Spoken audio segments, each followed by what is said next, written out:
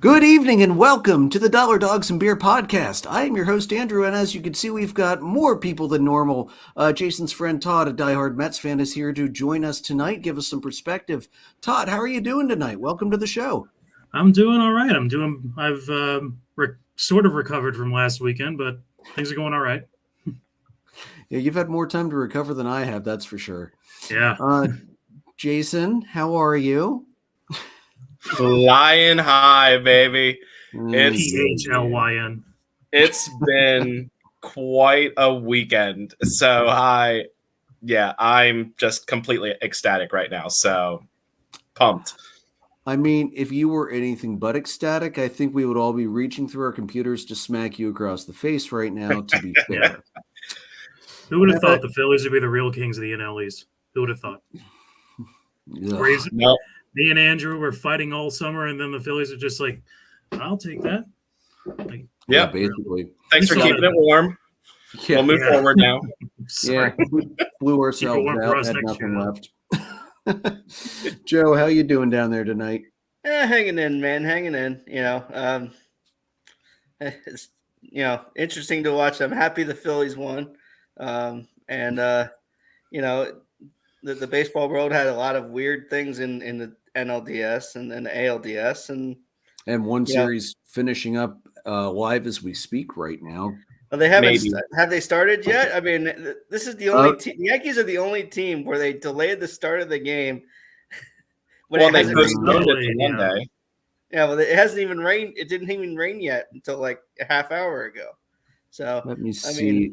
Let me see if it started yet. I'm pulling it up. They were planning on starting within the next hour and trying to go from there. Yeah, they're still in a delay. Yeah. That's insane. Absolutely insane. But hey, it's playoff baseball. I mean, crazy shit happens. Yeah. Andrew, how are you doing? I think that's I need to ask us. How are you doing tonight?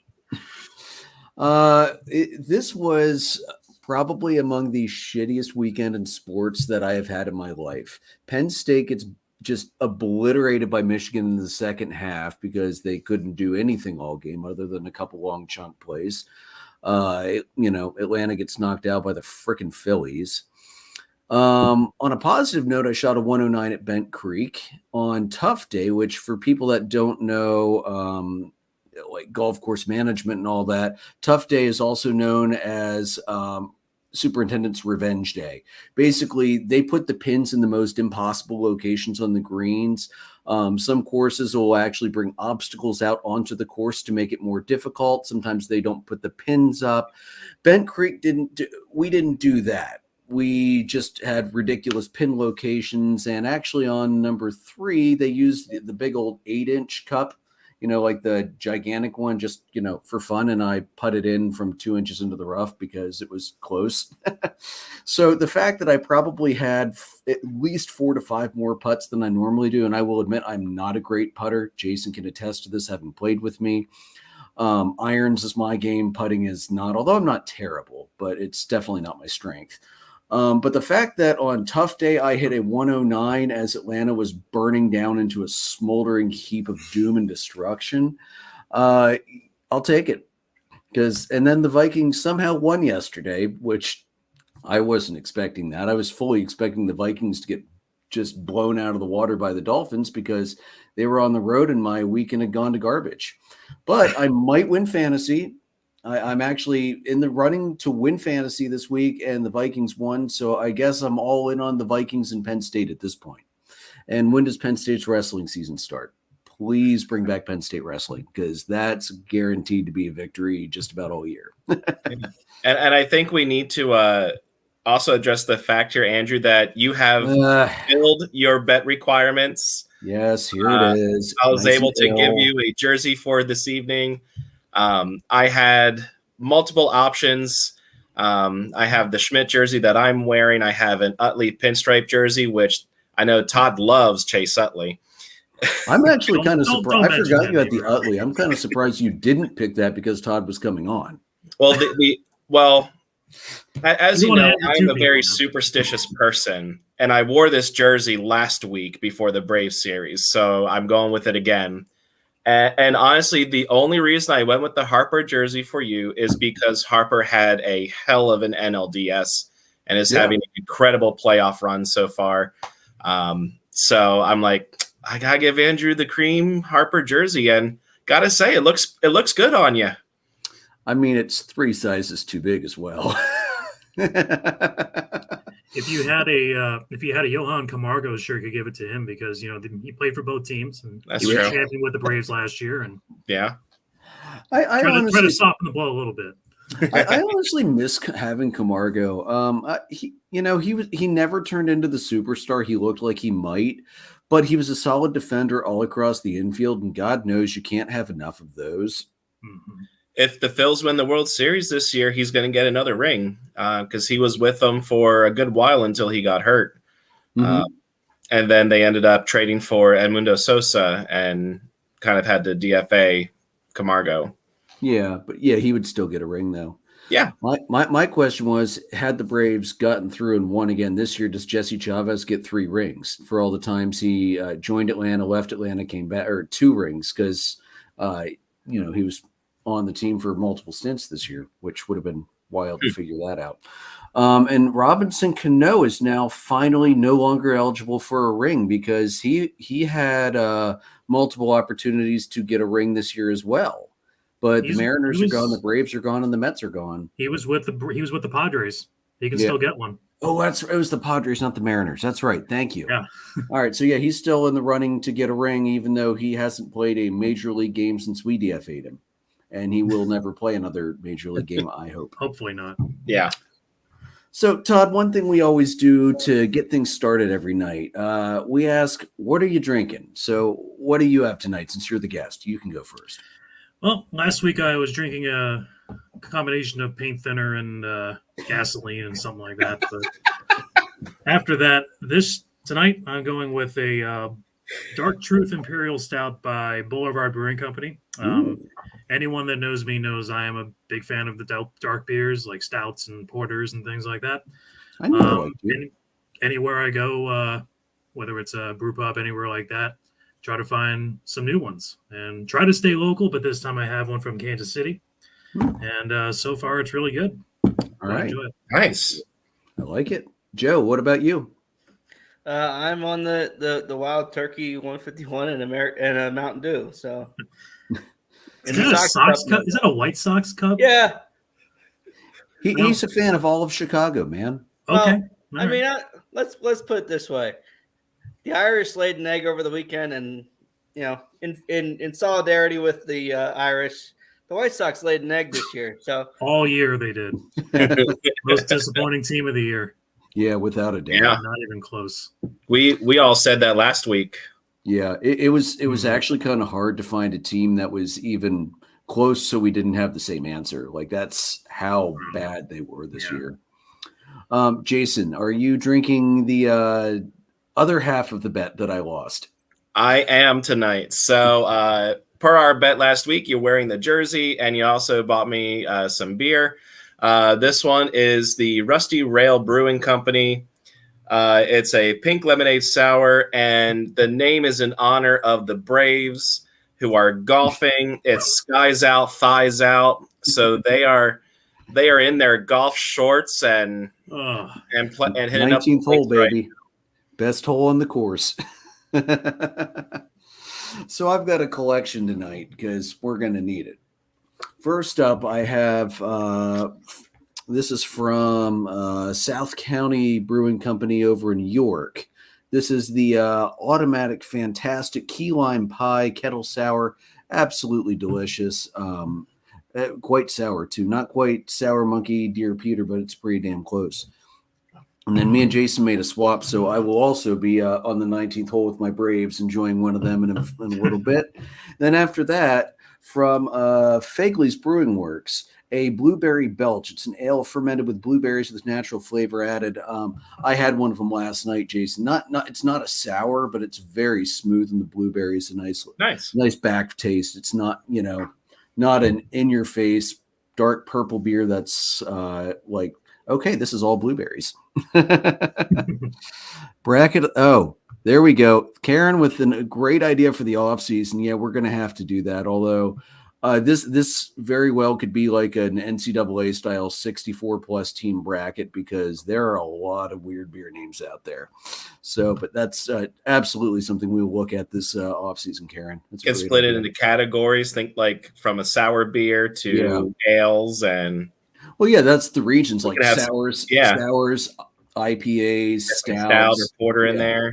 Mm-hmm, absolutely. We can have fun with that. Oh, we're going to have a lot of fun with that. Might need to do some taste testing too. Significant amounts of taste testing. All right, guys. So Todd, since we have you on, let's lead off with the Mets. Before we get to the Todd starts drinking, right? That was coincidence, but was it? So before we get to what is a ridiculous list of potential upcoming free agents, give me what are your thoughts of the season? Because really, you guys had a hell of a season up until the end. Yeah, I mean, how you determine this season really depends on from what perspective you look at it. Because like if you look at it from as a whole, like from spring training, coming out of the lockout, we had signed Max Scherzer, we had signed Eduardo Escobar, we had signed I think Chris Bassett came after the lockout, but a couple of other guys that were big, like Mark Hanna, Starling Marte. We had already we had filled a bunch of holes that we needed to get filled, and so we already were thinking we're going to be way better than last year. If you had told me, like at the end of spring training, that we were going to win 101 games, regardless if we had won the division or not, be like, that's awesome, because last year I think we won 77. And that was after a collapse of last year. And, 24 game upswing. It's like, that's great. I mean, I think it's second only to the Orioles, I think, as far as total upswing, I think. Don't quote me on that, but, 101 wins. I looked it up. I believe the Mets and the Braves were the only two teams not to lose more than 3 games in a row all year. So, we were remarkably resilient, especially in the first part of the year. We never felt we were out of the game. I can point to a couple of big comebacks: the 7-1 against the Phillies in May, a 5-run comeback against St. Louis, I think about a week prior to that. Then further into August, that game that I know Jason remembers, that Sunday game, which was the last game that we played. We started a rookie pitcher. He gave up 7 runs. I think Bohm drove in 6 of them. And, it's like, oh, well, all right, this is just kind of a punt game. We needed a spot starter, and Mark Hanna hit 2 home runs, and we won 10-9. And we're like, it was at that point, I'm like, okay, there's no way that this is going to turn sour, because from the beginning of April until that point, like, we had been like, there was no point in time where we're like, we're going to collapse or we're going to slump into September and October. And that's where the second perspective comes in. If you're just looking at it from like, how did they finish up? It was a bitter disappointment because, I think, middle of September, we clinched a playoff spot, I think the day before the Braves did. And you're like, okay, yeah, it's a foregone conclusion. We're going to make the playoffs. Let's get the division. And especially throughout September, we had everyone was saying the Mets have the easiest schedule in baseball, remaining schedule from winning percentage. There's no way they can blow it. Have you been around the last 15 years? Like, yeah, we had the easiest schedule in baseball.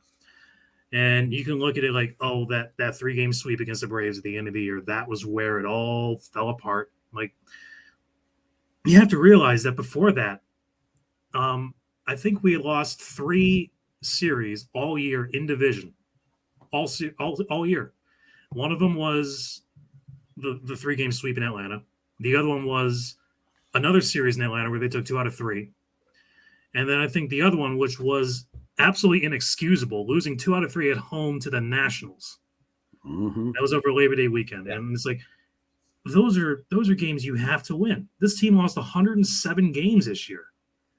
And it's like, oh yeah, you swept them in the last game, in the last series. I'm like, that's whatever. You win one of those games, You we just have need the to win the bye. series. All we had to do was say one game in Atlanta. We had DeGrom, Scherzer, and Bassett set up, and I can't say that, I would say the only pitcher of ours that had a bad start in that series was Bassett, because DeGrom he gave up 3 home runs, but they were just solo home runs. That was all he gave up. Scherzer, I think, went 6 innings as well, gave up 3 runs. So it's not like they had stinkers out there, but the Mets just couldn't score. They couldn't score in those 3 games, and we wound up winning 101 games. We swept the Nationals going into the playoffs, so we're kind of riding on a good note. But I went into that playoff series being like, okay, Scherzer and DeGrom the first 2 games. If they do their jobs, we should be all right. Well, Scherzer puts his best Tom Glavine face on and gives up 7 runs on 4 home runs to a team that doesn't really hit a lot of home runs. And that kind of sums up the last month of the Mets year. Just, I don't want to say coming down to earth, because this team is extremely talented and there's no reason to think that they can be just as talented next year, which is why I'm not totally glum about it, because, in previous years, our ownership would just be like, oh, we see all these free agents on the market. We can't re-sign any of these guys. Forget trying to re-sign DeGrom. Forget trying to re-sign Nimmo or Diaz. We're just going to go try to find the bargain bin and get someone like Adam Wainwright, who's 57 years old. But yeah, so I mean, depending on how you look at it, this year was either a major success or a massive disappointment. It's kind of weird, but I would point to it.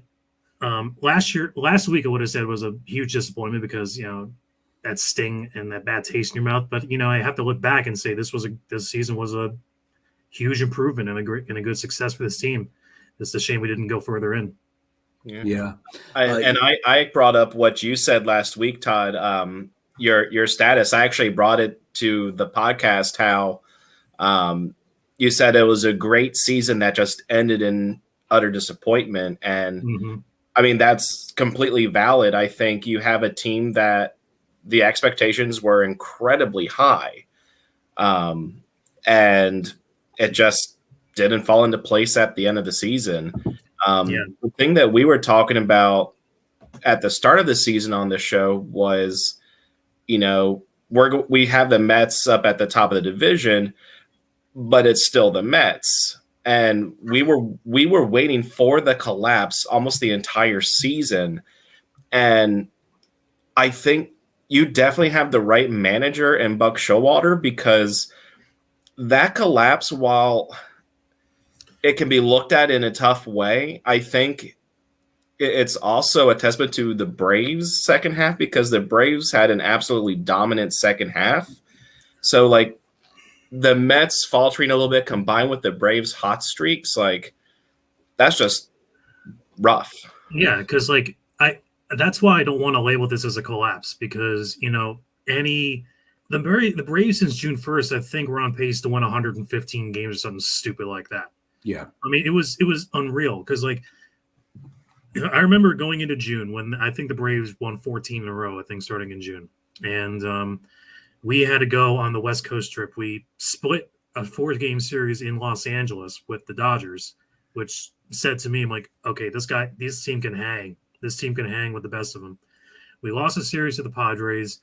I think we took 2 out of 3 from the Giants. And we had a gauntlet in June. I think we wound up and we played 4 against the Astros. I think we still wound up 14-13. So it's like we survived that month. Then July went pretty well. And then that 5-game series against the Braves where we took 4 out of 5, I'm like, that's it. This is where we're at. This is a team that's unfazed by the big guys, because the Braves were white hot going into that series. And then they left New York after losing 4 out of 5, and I think won 7 in a row. Yeah. So it's like that doubled down, in my opinion, that like this team is good. This team can battle anybody.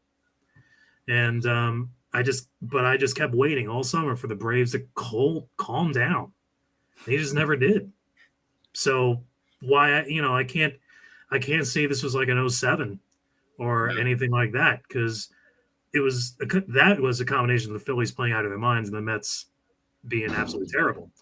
The Mets were good. The Braves were just ridiculous. That's just the way it is. And, and the fact that both of them were wound up tied record-wise at the end of the year just shows how good both teams were. Do you wish that there was a game 163, or are you fine with the tiebreaker being season series?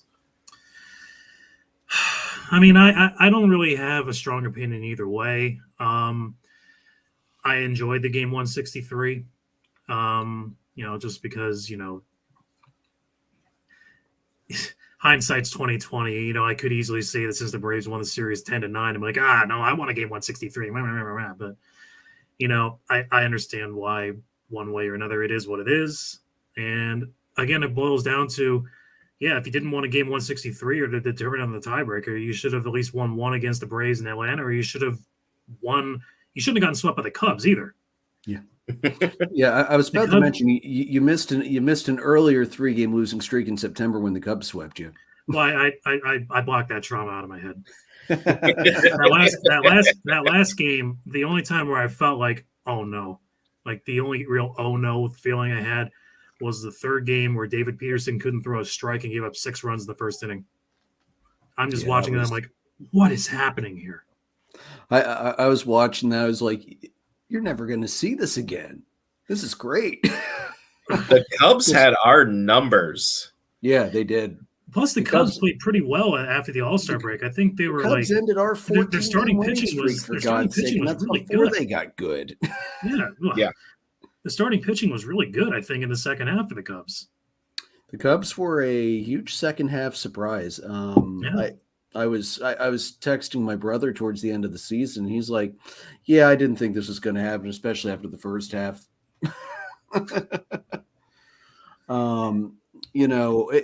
It's crazy. Think about if Atlanta in the first 2 months of the season, instead of floundering under 500, imagine if they had played 500 ball, we wouldn't even be having this question. No. You want to talk about floundering under 500? We're not at the divisional series yet. But it's great, but Todd, I'm with you. It's crazy to think that you could have a team that wins 100+ games and it could still be a disappointing season. I mean, it's absolutely nuts. I think the Dodger fans they actually probably feel that. Oh, that's more than we do, because there is a disappointing season. Yeah, they won 111, and they lost not only in the division series but also to a division rival. Yeah, I mean that's bad. So a division rival that they crushed in the regular season, like 15-5 or something like that. 14-5. Which is why I'm sort of happy that we didn't get the bye, because if we lost to the Phillies, Jason would be over here being like, "Hey, wear the Utley shirt," and I say, "No, give me a Halladay shirt, because at least I can respect him." Ain't that the truth? Yeah. That was it's crazy though, because Todd, I honestly feel very, very much the same way as you do. The way Atlanta started to be able to turn it around the way they did and play as blisteringly hot in the second half as they did, but then to peter out in the division series, it's especially when you're the defending World Series champions and you're expecting to at least push to the championship series and go for another pennant. It's a kick to the crotch. Plus, I think one of the biggest things in that series, which I know we'll talk about that series later in the podcast, but I think the turning point in that series was the Hoskins home run off of Strider. Yeah. And I don't know if Strider was pitching hurt, because I know that I think that was his first start after, he was hurt. So, he didn't have his A+ stuff. So I don't know how much of a factor that played into it. I don't know if it was a mistake to start him, if they could have started like someone like Elder instead. I don't know, but yeah, I've got a couple thoughts on that too. We'll get to that later though. Well, Austin, that's an interesting point though. What do you think, Todd? Do you think Buck is the manager that can push them through to the next level, or do you think this is what it's going to be. Well, I think again, Austin brings up the fact that he's never won a World Series. I don't think I don't think he's ever been Orioles to a World fan. Series. Yeah, he is, and I don't think he's ever been to a World Series. Because I know he was with the Yankees, he was with the Diamondbacks, and ironically, the year after he left, they won the World Series. So I'm hoping Buck gets fired and then they hire someone else. No, but I think Buck was for the team going into this season the right man for the job, because that team needed a culture shock of the worst way. Because the way the 2021 season ended for the Mets was ugly. Yeah, forget the fact that their record was bad. They brought in Javi Baez from the Cubs, and which is a trade that I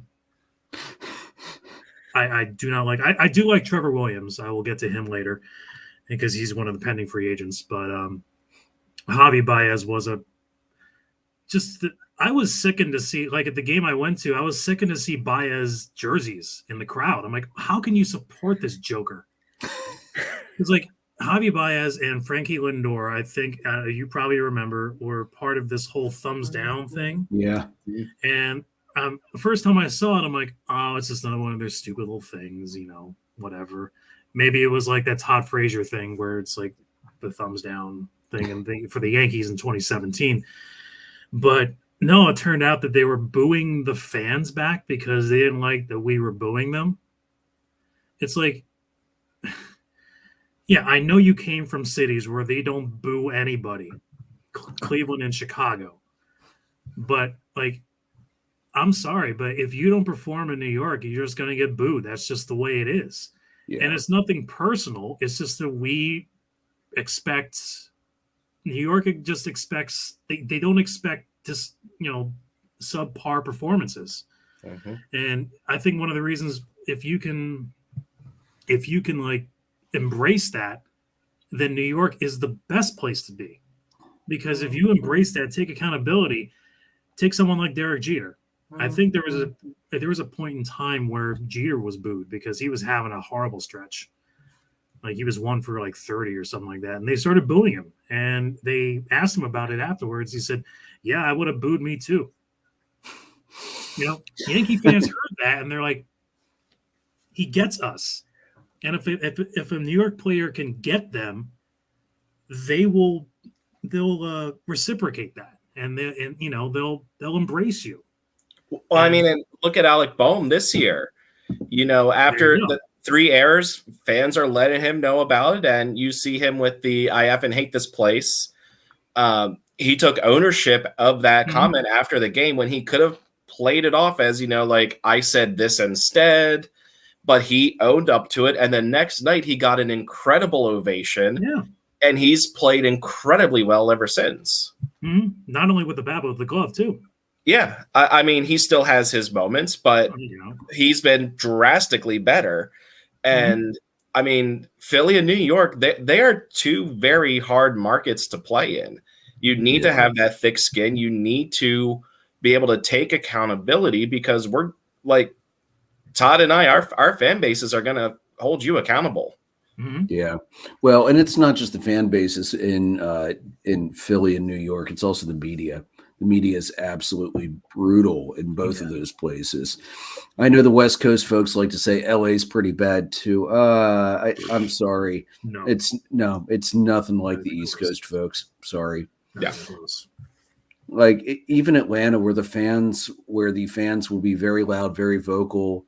They're generally not that bad unless you figure out a way to rile them up like Bill Plaschke did last year during the NLCS, calling Truist Park and the Battery a sterile shopping mall. Let's remember, which I actually, Todd, somebody made a sterile shopping mall shirt that has like mall store names based on all the players. I actually got that shirt. I thought that was so brilliant right after that series. Yeah. And Austin, that's another good point. You can't be perfect for 162 games. Oh, no. Even playing MLB The Show, you can't be perfect for 162 games unless you rage quit and force close the app before the game is officially recorded by the computer when you went 0 for 5 with 4 strikeouts. I can bring up the 116 win Mariners. They lost that 14-2 lead against the Indians that one year. back when they were the Indians. Yeah. They blew a 14-2 lead, and if they had won that game, they would have won 117. So, like, the best teams in the world, they're not infallible. And remember, the year the Mariners were, cruising and beating everybody, and they were a first round knockout to, I believe, the Yankees, if I remember correctly. I think that was the series. I think that year they won the division series, but got knocked out to the Yankees in that year. Yeah, it wasn't pretty.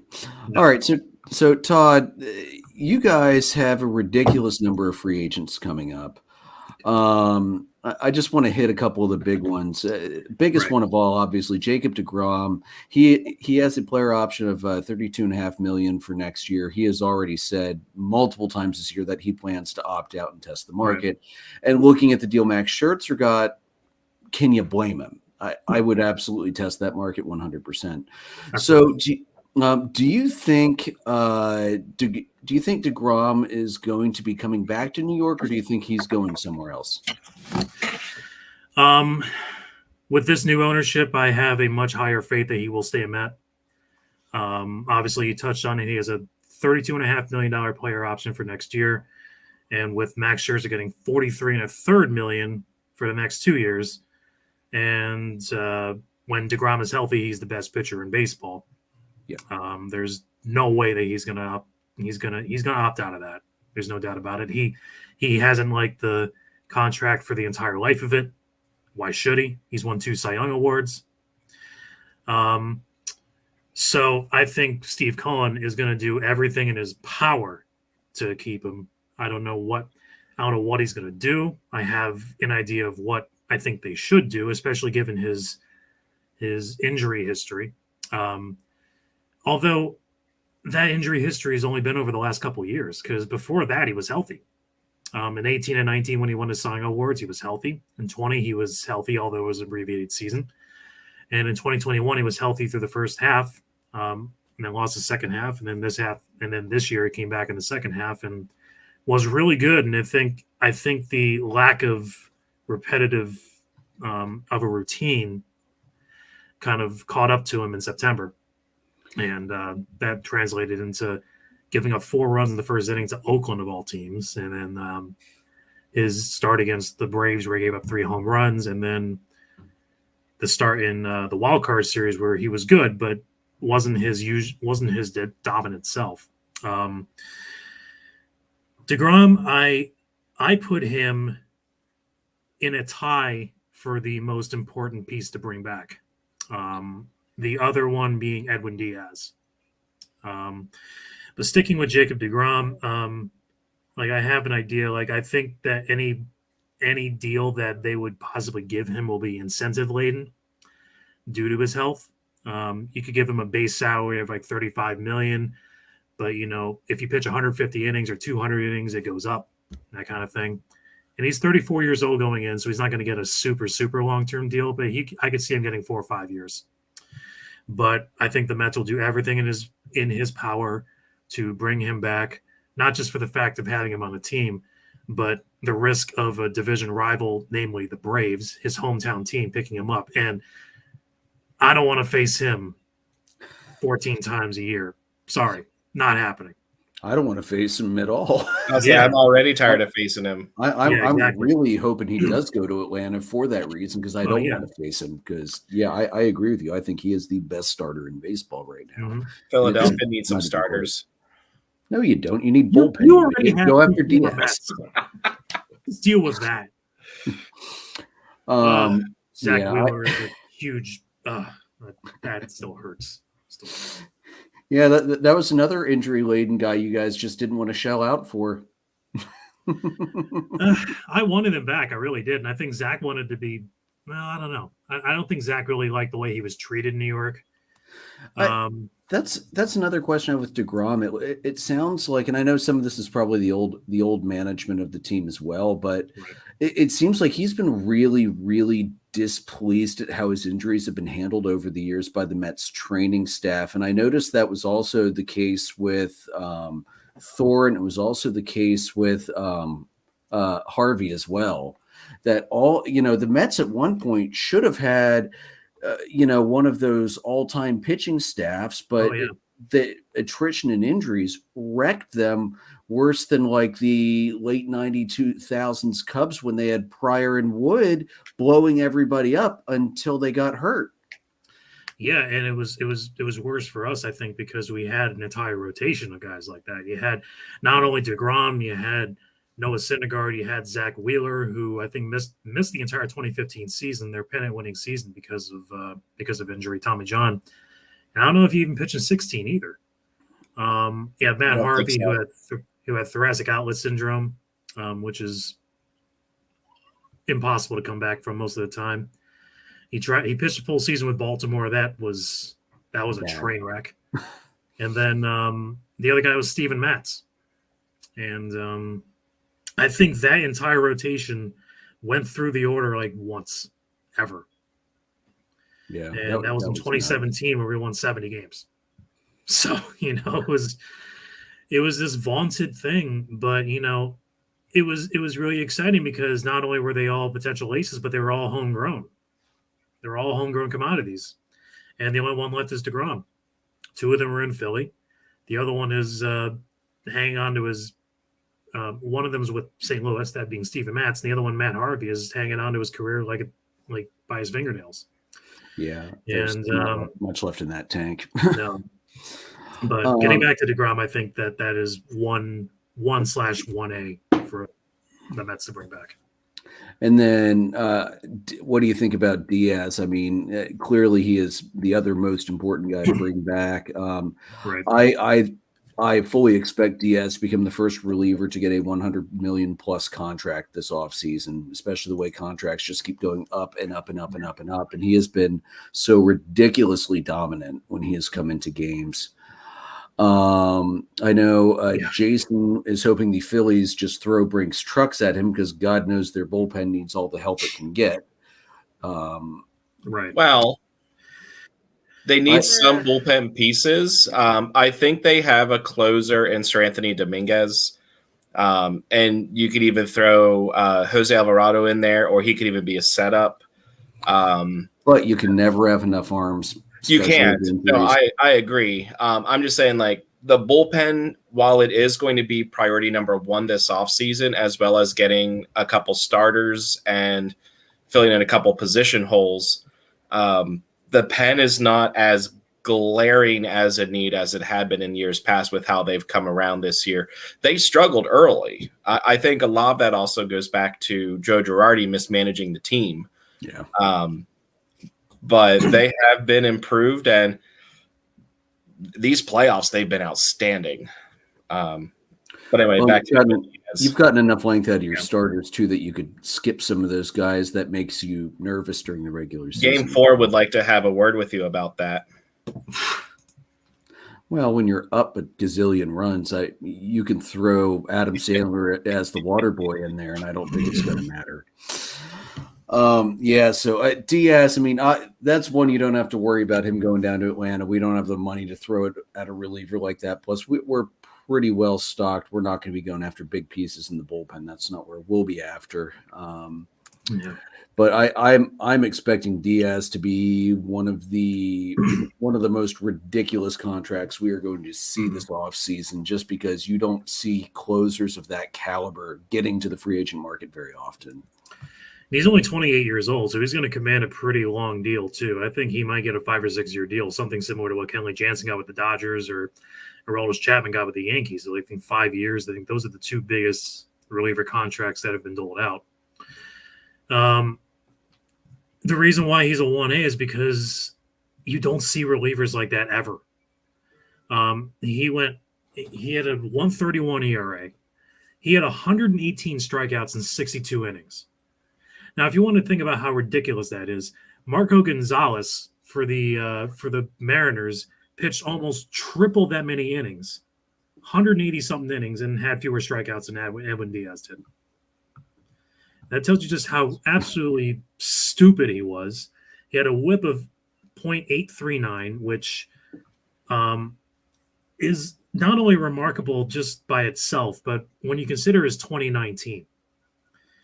If you remember Edwin Diaz's 2019, it was an absolute nightmare. absolute nightmare. I don't know how much the Braves hit him that year, but I know the Phillies just absolutely destroyed him in 2019. Who one game in didn't kill him in 2019? Honestly, I do remember the games, especially with the Phillies. The 2019, I think the game the Mets were up 3-1 going into ninth inning, and the Phillies got 5 runs off of him. I think Maikel Franco hit a home run and Gene Segura hit a home run. And at that point in time, I'm like, get this idiot out of New York. He can't handle it. His ERA with that year was 5.5. It was awful. That just makes this year even more just remarkable. I think that was a year, though, Todd, that the bullpen for the Mets just fell apart no matter what it was when they faced the Phillies. Right. Like, I don't think they were terrible overall, but the Phillies just hit them that year. Their bullpen wasn't particularly that great that year. I mean, that if Edwin Diaz has an average year, they make a wild card that year because they won 86 games. I think they missed the playoffs by like 4, something like that, 3 or 4 games behind the Brewers and the Nationals. So it's not like it was just. Oh yeah, he also gave a 15 home runs a year in the ninth inning. That broke a record. In the ninth, Jesus. In the ninth inning alone. And this year he gave up 3 home runs all year. Fantastic. One of them was to Bryce Harper, the other one was to Juan Soto. So it's not like they're giving up home runs to scrubs. To Maikel Franco and Gene Segura. Well, Segura hits us. He has like a 700 average against the Mets. It's ridiculous. He is a great contact hitter, which I'll be talking about later on. But yeah. So Todd, I have an idea. Mm-hmm. So to get us through this insane list of free agents that the Mets have, right? There's a song by The Clash called "Should I Stay or Should I Go?" Yes. So I'm gonna read down through this list, and I want you to say whether or not you think that, basically, should they stay, should they go? Is this my opinion, or is this like what I think will happen? It can be either. Okay. Yeah. So first up, Jacob deGrom, starting pitcher, player option for $32.5 million for 2023. We believe that he's going to opt out. So what do you think? Absolutely stay. Keep him. Chris Bassett, starting pitcher, mutual $19 million option for 2023. Despite his last couple starts, keep him. He was great all year. I think his ERA was 3.42, 1.145 WHIP. He had his best season, I believe, he won 15 games. Keep him. Yeah. I hated facing him this year. I mean, I hated facing the Mets in general because they only won 4 or 5 games. But for my money, probably the best number 3 guy in the National League. I'd agree. Spencer Strider might have a word with you on that, but yeah. Edwin Diaz, we already said he's staying, or he needs to stay. I don't think Strider's a number 3, but yeah. Seth Lugo, relief pitcher. I think he's gone. He was typically a very sturdy guy, but he had a very turbulent year. This is his first year testing free agency. I think he's going somewhere else. Yeah, I was about to say he's a career Met up to this point, right? Yep, he is. Yeah, wow, that's crazy. Taijuan Walker, starting pitcher, $7.5 million player option, $3 million buyout for the team. I think he's gone. Okay, I can see that happening. Carlos Carrasco, starting pitcher, $14 million club option for 2023. Call me crazy, but I think they keep him. Okay, I'd like him back. Again, another good year for him. Yeah. Adam Ottavino, relief pitcher. Keep him. Keep him. Hate him. Keep him. Hate him. Trevor May, relief pitcher. Get out. Trevor Williams, starting pitcher, relief pitcher. I'd like to keep him. Long men are so underrated, especially in today's game. He's saved the bullpen so many innings. He's invaluable. He had a good year, 3.21 ERA, WHIP of 1.2. What more can you ask out of a long reliever that can be a spot starter? Absolutely keep him. Joely Rodriguez, relief pitcher. This one's tough. He had kind of an up and down year, and for the longest time, he was the only lefty in the bullpen. So I'm kind of up in the air in this one, but I think he's gone. Okay. Yeah. Michael Givens, $3.5 million mutual option, $1.5 million buyout, relief pitcher. Kind of another tough one. He was the bullpen guy that we got in the trade deadline. Wasn't that great for us. Started out kind of rocky, but he got better at the end. I know Buck likes him because he was an Oriole for a while. I would say keep him. He's got good stuff. Mr. runs down to first base for a walk. Brandon Nimmo, center field. I love that. He is behind DeGrom and Diaz, the most important person to keep. I was thinking that too. As I looked through this list, I'm like, they need to do what they can to keep him. Center field is very tough to come by. He's gotten so much better in center field. It's ridiculous. Even over the last couple of years.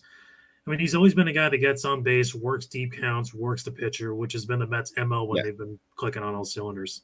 I mean, I look at it this way. If you lose him, there's always a Odubel Herrera. Oh, my Lord. I won't try to speak that into existence for you. I promise. Oh, my Lord. I hope the Phillies lose a game just for saying that, dude. That come on, man. No, as somebody who had to sit through that train wreck from, what was it, 2015, 2016 on? In many ways, he was the face of the ugliness of that rebuild. Yeah. Well, in many ways. We brought up on the show here, like, he was the player to make the last out in Cole Hamels no-hitter against the Cubs before he got traded. On his ass doing it. Exactly. We should have seen then what was going to happen. So Tommy Hunter, relief pitcher. He is he's very expendable. I mean, he was all right with us, but I can't see him being back. Yeah. Tyler Naquin, outfield. Get out. He was good the first week he was there, and then he basically turned into me at the plate. So the big boy, Daniel Vogelbach, designated hitter, has a team option for $1.5 million. Oh man, the fanboy in me wants to keep him, but no. See, there is so many other better options, like because he's a natural first baseman. The Mets have that locked up with Pete Alonso, and if you're just looking for a guy that can be a DH as a platoon guy, he's fine, but that's not what they want. There are so many better first baseman / DH options out there. Jose Abreu and Trey Mancini, clearly better than he is. Although I will miss that big boy. Yeah. If he doesn't come back. He's one that, like, you can't help but kind of root for. Just he gives beer leaguers hope. Exactly. Oh man! And then lastly here, John Curtis, team options, $775,000. That one's weird because I mean they signed him and he either had Tommy John surgery or was just coming off Tommy John surgery. So I think they just kept him. They just signed him for like some sort of like future plans. I don't know. I mean, I can't. I have nothing to go off of. I believe he's a lefty option out of the bullpen. So, I mean, nothing to lose. Might as well keep him stick around. It's not that much money to keep going. $775K is nothing. No, not to go. Pushing $300 million. Yeah, and I expect that to. I hate to go back to Odubel Herrera, but just for a quick point here, it's nothing to do with you, Todd. It's all right. Ronnie just sent me a message, Joe, you're heading out. All right, take it easy, Joe. Feel better, bud. With Odubel Herrera, if the Phillies win the World Series, he asked me, if the Phillies win the World Series, does Odubel Herrera get a ring? You bet he does. Yeah, he does. Anybody who's on the 40-man roster at any point in the season gets a ring. Yeah. Yeah. They should give exceptions for things like that. Yeah, like Robinson Cano if the Padres would somehow win the World Series. Screw that guy. That is so. It's funny because like he started with the Mets, he was terrible. Then he went to the Padres and was worse, and then went to the Braves and then was worse. Like, how do you do that? He couldn't play defense anymore. That was the problem. No. We didn't really care if he wasn't hitting much. We needed him to play a little solid defense when Ozzie needed Spelder, was hurt earlier this year, and he couldn't even do that. No.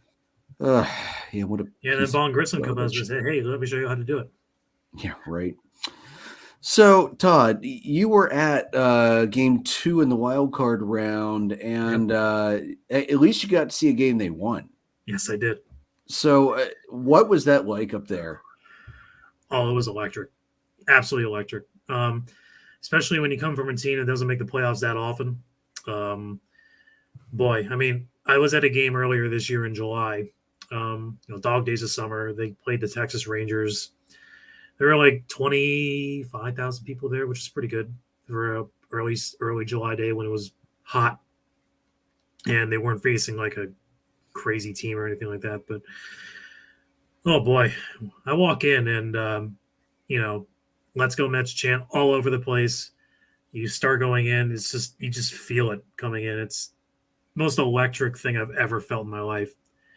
Everyone's waving the rally towels, and I get in right when the Mets are taking the field, and "The Simple Man" by Leonard Skinner comes on. That's Jacob deGrom's warm-up music, and like it felt like Leonard Skinner was there. Like it was like a concert, like festival kind of feel. And then deGrom, first strikeout, deafening. Lindor home run, deafening, and then Pete Alonso's home run. Then the Mets scored 4 runs in the 7th inning off of a pitcher that couldn't throw strikes. And that game I was watching reminded me a lot of how the Mets won all those games. Like they worked Blake Snell down. I think if you like 90 pitches and not even 4 innings. I mean, they just worked the count, made him throw bad pitches, made him throw mistakes. Nimmo had 3 hits in the first 4 innings. His 3rd hit knocked him out of the game. And it was just a quintessential 2022 Mets game where they had a couple home runs they could hit for power, but they just worked counts, drove the starter out of the game, got into the bullpen where they weren't that good. And, they won that game fairly handily, 7-3. And so, afterwards, like everyone in the crowd was like, yes, they're back. Their bats are back. Little did they know, 24 hours later, they would have their worst offensive day of the year. Little did they know that. But that was my first postseason game I've been to. I haven't experienced anything like that ever. And it was just a ton of fun.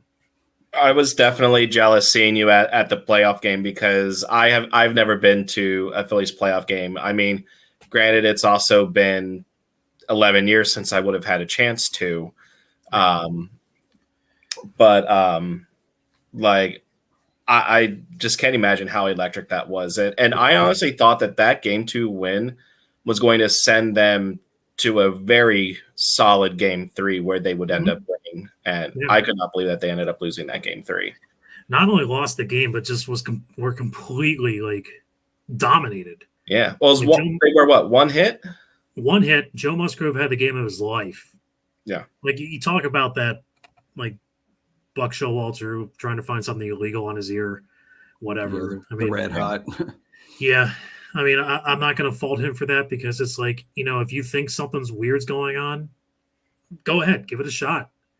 Or it turned out it did, and some people thought Buck looked like an idiot, but it's as a manager, you're trying to do what's best for your team, and it was very, very shiny. It was worth a check, an option to check. I mean, if something looks out of place, you need to make sure that everything's going okay. Yeah, and you could tell, like, because the first part of the game, the fans were just as loud as usual, and like after the first inning, I think you got the feeling from the crowd, like, okay, it's gonna be a low scoring game. There's gonna be a pitcher's duel. Because Bassett had a really, really quick first inning, so it's like, okay, he's on his game. Joe Musgrove got the first 3 guys. It's gonna be going to be a very low-scoring game.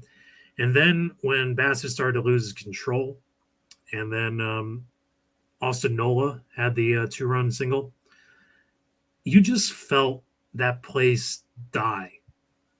Like there was just this serious feeling of dread and gloom just washing over the crowd.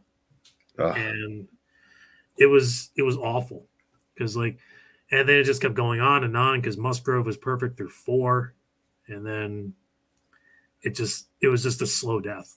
Yeah, it was just bad. I'm glad you at least got to see the game they won. Yeah, that was something I'll never forget. That's for sure. Yeah. Did they have rally towels or anything for you there? Oh yeah, Good. They did. It was an orange towel that said "These Mets," and I think after the third game, I think people wrote a word before that. It began with F and rhymes with something else. But I'd believe that. Yeah, I mean the wounds are healed a little bit now, and able to look back at how amazing that game was, and really how amazing of a season this was. So, and hey, you might have seen DeGrom's last start in New York as a Met. I truly hope not. I do. And like I said, with previous ownership, I'd be a lot less faithful on that, and I'd be more wary because they were cheap as hell. But with this guy, he's going to do everything in his power to keep him, and I agree. Feel good about it. Yeah. Yeah. Well, we'll see. I'm really curious to see how free agency goes. That's going to be arguably the biggest storyline after Diaz, honestly. Yep. So. And just to add one more thing, if they don't re-sign Nimmo, I mean, I wouldn't put it past the Mets to try to push for Aaron Judge. Wouldn't put it past them. I wouldn't either. Wouldn't that be something? The Mets finally stealing a star out from under the nose of the Yankees. Yeah. I don't know if I'd like facing Judge all that much, but Well, it's either a strikeout or a home run most of the time, but he almost won the Triple Crown. Can't beat that. Yeah. Yeah. I think if he wasn't trying to chase the home run record, I think he would have won the Triple Crown, honestly. I think he was pushing so hard for home runs, he said, to hell with everything else. Yep. All right. So moving on, we lost the only Lancaster County-born member of the Professional Baseball Hall of Fame this past week. On Thursday, Bruce Sutter passed away at the age of 69. He is best known for a split-fingered fastball, which he pioneered. He said, "I wouldn't be here without that pitch," before his Hall of Fame induction speech in 2006. It was taught by Cubs minor league pitching instructor Fred Martin back in 1973. He was a 6-time All-Star. He led the NL in saves for 5 years. He won the Cy Young in 1979. Over 12 years with the Cubs, the Cardinals, and the Braves, he collected 300 saves. And he threw more than one inning for 188 of those saves. So more than half of his saves were longer than one inning, which is amazing. And he pitched more than 100 innings in a season as a closer 5 times. Just incredible. He was the 4th reliever to be elected to the Hall of Fame. The others before him were Hoyt Wilhelm, Raleigh Fingers, and Dennis Eckersley. Very, very good selections. And since his election, Mariano Rivera, Goose Gossage, Lee Smith, Trevor Hoffman have also been elected. So we've slowly seen more relievers get in, but not many yet.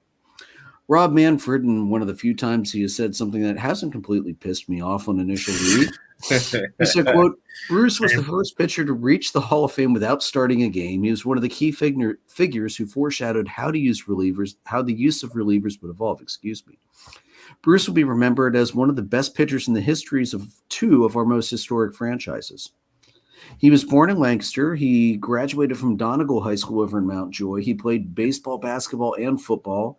He was drafted in 1953 by the Senators in the 21st round, although he didn't go to the Senators. He went to Old Dominion, I believe, for a little while, and then started the minor league run.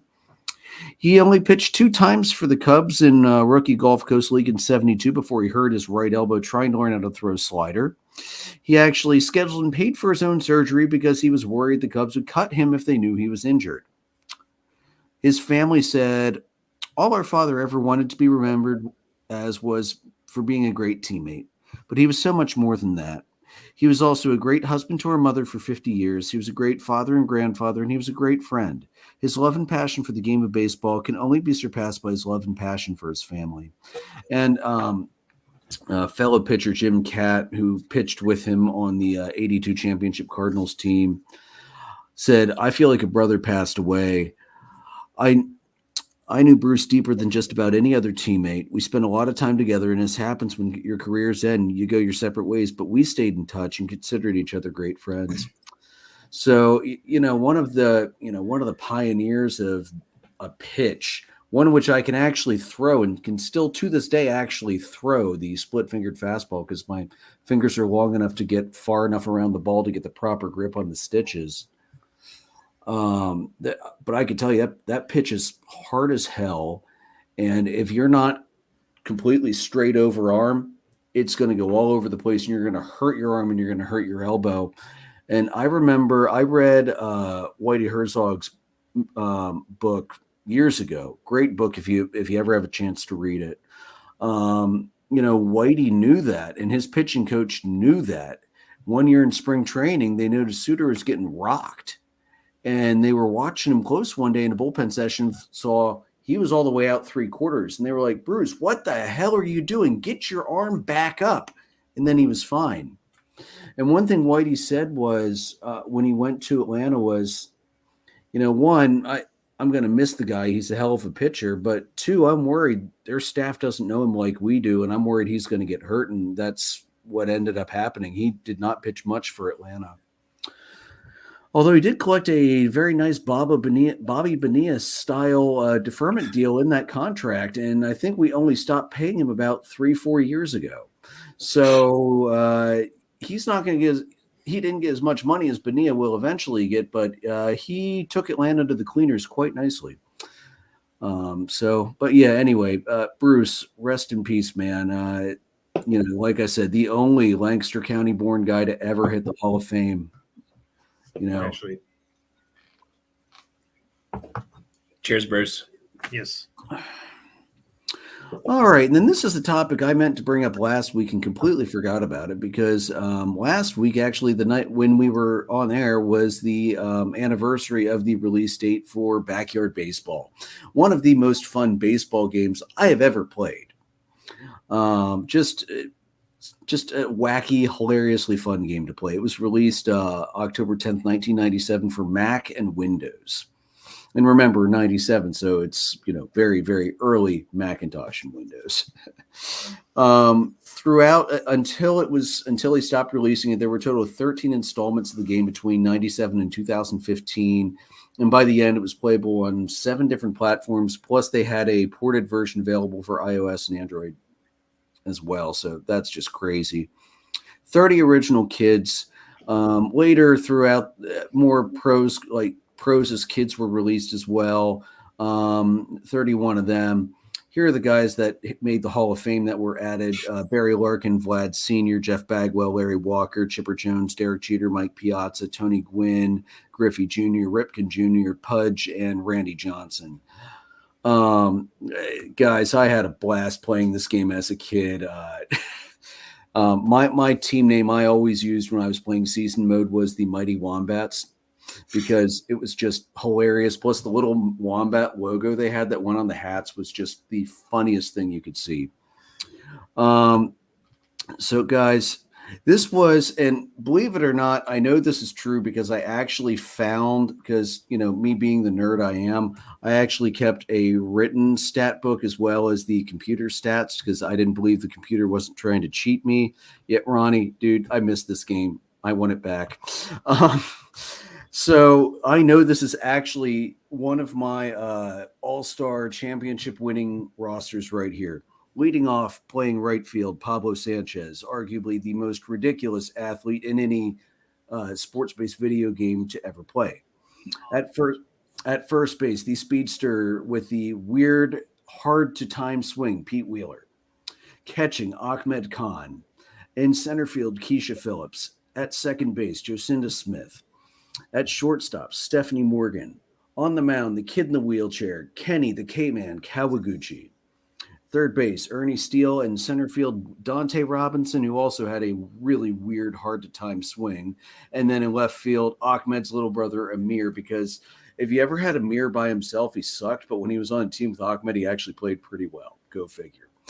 And, one thing I always liked about the game, guys, it was very well it was well balanced. Like it was an equal number of good boys and good girls.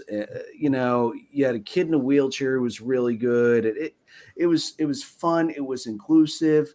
It was so easy to pick up. Even people that didn't play video games could play this game and enjoy it.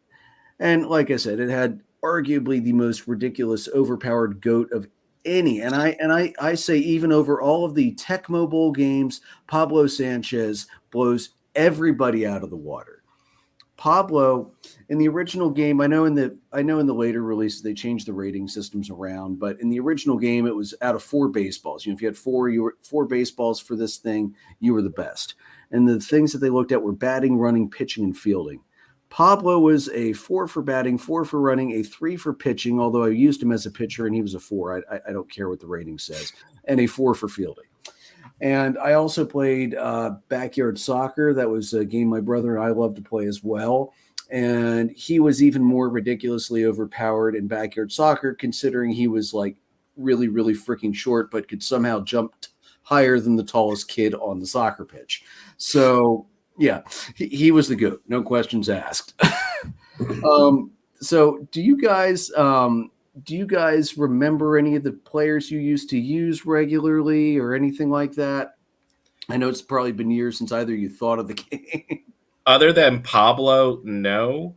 But I think I just remember the biggest thing I remember about this game is something that you already mentioned, was how inclusive this was. It was something that anybody and everybody could play.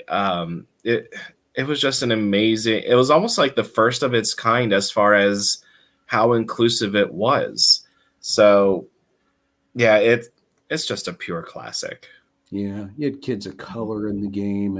It was awesome. And the power-ups, the freaking metal the metal home run bat that is, if you made contact, you were guaranteed a home run. There was the screaming line drive. There was the ground ball was like Mexican jumping beans. It would jump around the infield. And then, the ground ball one, I think, was the one that went underground and then popped up randomly somewhere in the outfield. And then the special bunt was like Mexican jumping beans. It would roll all over the infield and do crazy stuff. And then pitching wise, you had the fireball, which I did make contact on that a few times. I can't say I ever hit it very hard because you have such a split second to be able to time your swing right to hit it. And then the changeup, it came in, it would literally freeze. So you would almost always swing through it if you didn't see it was going to do that. And then the curves, one was like a corkscrew, and then the other one was almost, I want to say it was almost like a 612 curveball or something crazy like that.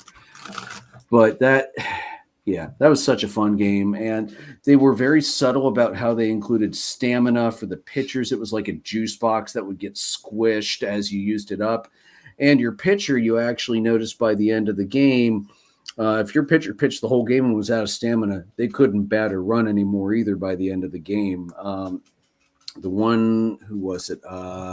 Angela Del Vecchio. She was a really good pitcher, and a really good batter, but she was one that I always noticed when her stamina went down, she could still hit the ball to the outfield, but she was so slow running to first base, they usually threw her out from left field.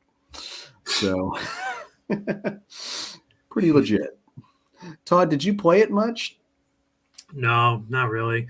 I mean, like I said, my main exposure to the game has been via, talking about how Pablo Sanchez was the overlord of backyard baseball. I would say my experience with video game baseball is strictly with like the console games, like MVP Baseball 2005, 2004, that kind of stuff. And I had 05, I think, either 05. 05 whichever one had Swing by All American Rejects. I'm pretty sure it was 05.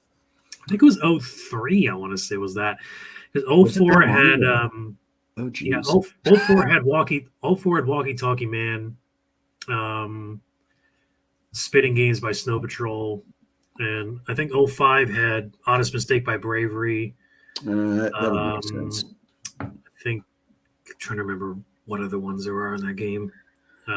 There's actually one franchise that predated MVP that I actually kind of liked the gameplay a little bit better than MVP, and that was High Heat. Okay. High Heat, and the fun thing with High Heat was you could customize rosters and change everybody's like stats and abilities around, and like you could make Greg Maddux throw a 99-mile-an-hour fastball, or you could make Rafael Furcal like a speed of 2. So the guy, Furcal obviously wasn't in the game. He didn't come out until he didn't come to the majors when the game was there, but right. The franchise folded before then. But you could take the speedsters and make them run like molasses. You could take somebody big like David Poppy, Ortiz, and make him a speedster. You could do all sorts of crazy, wacky stuff, and it was just a lot of fun.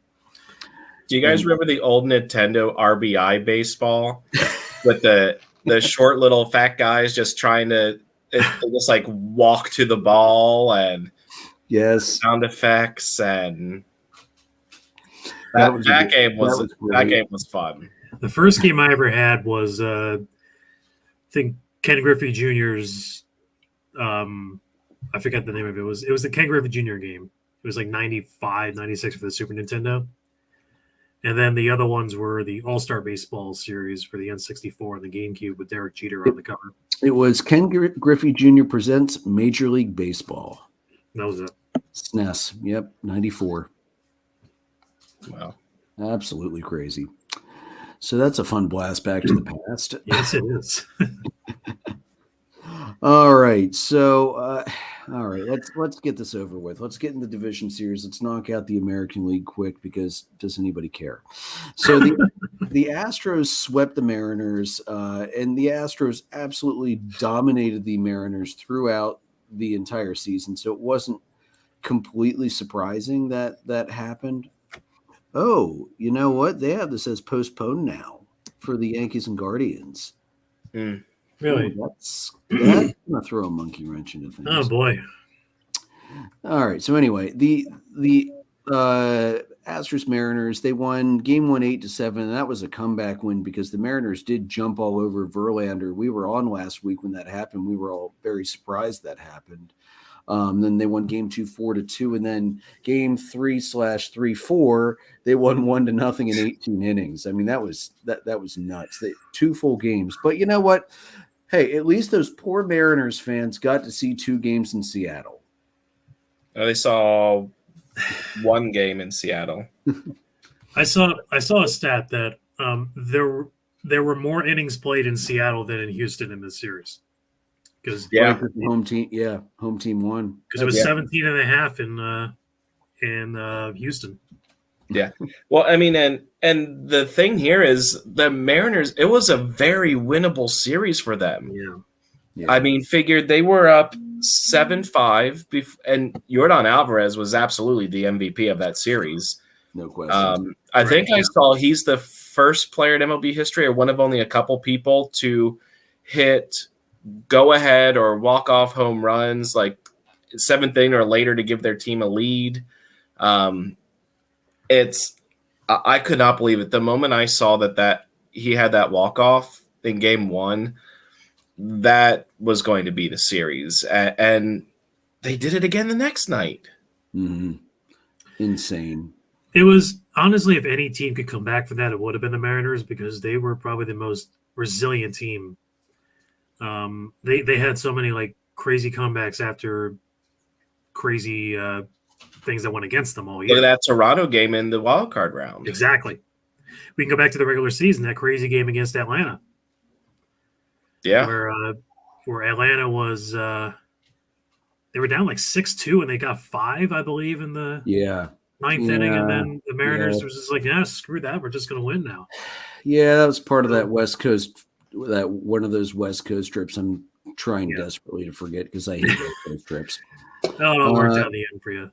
It did. Yeah, Ronnie just let us know they did postpone the game for tonight. It will be tomorrow at 4:00. So now Garrett Cole may be able to come in and pitch an inning or two if they need him to.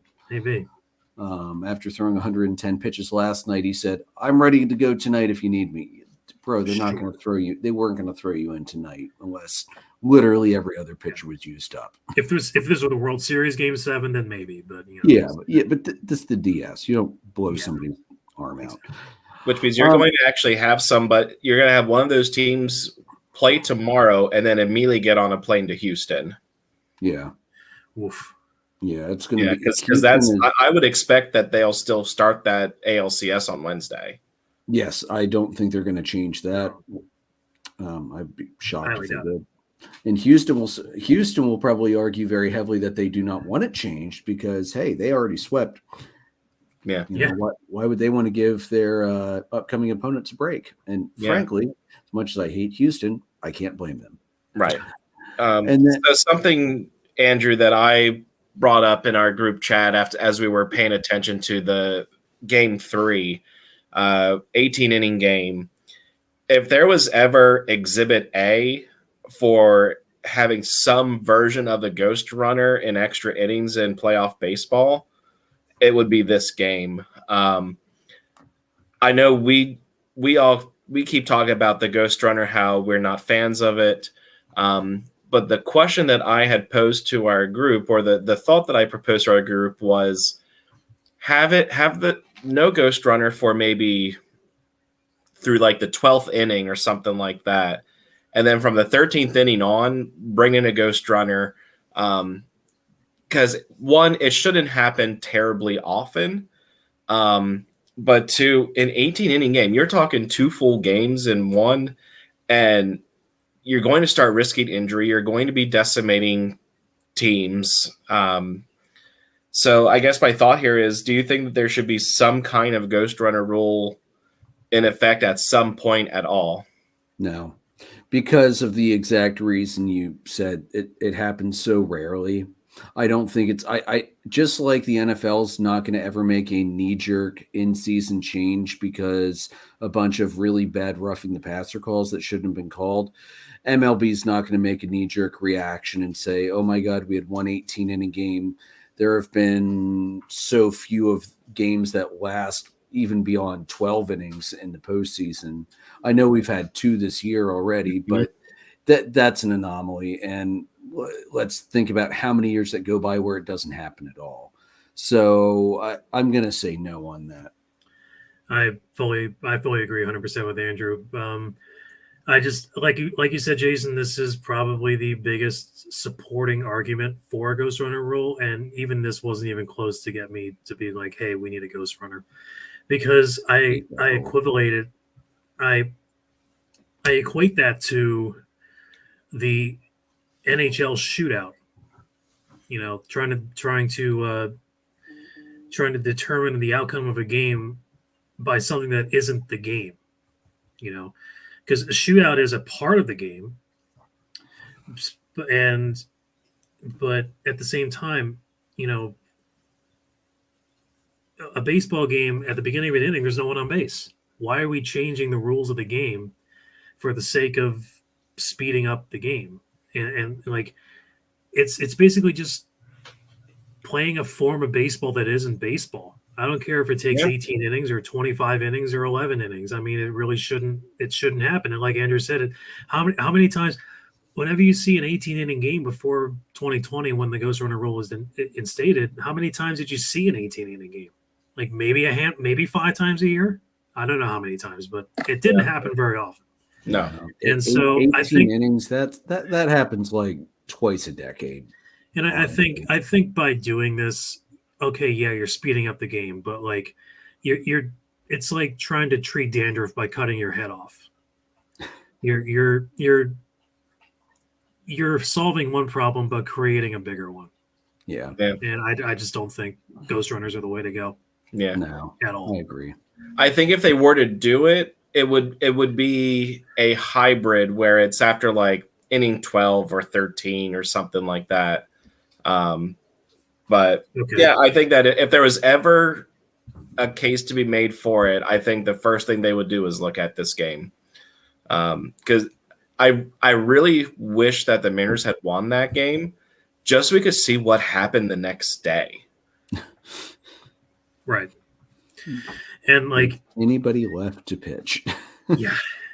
And I feel like a lot of the allure for the ghost runner role is dealing with like saving bullpens and saving injuries and things like that. But you have to remember that I don't want to sound like an old curmudgeon, but I mean, regarding baseball, maybe I am an old curmudgeon. But back in the day, back when the games were 16, 17 innings, 17 innings, 18 innings long, you would have a guy like, if for the Mets it'd be Trevor Williams, for the Phillies, I don't know who your long man would be. Would it be Zach Eflin because he was a starter before?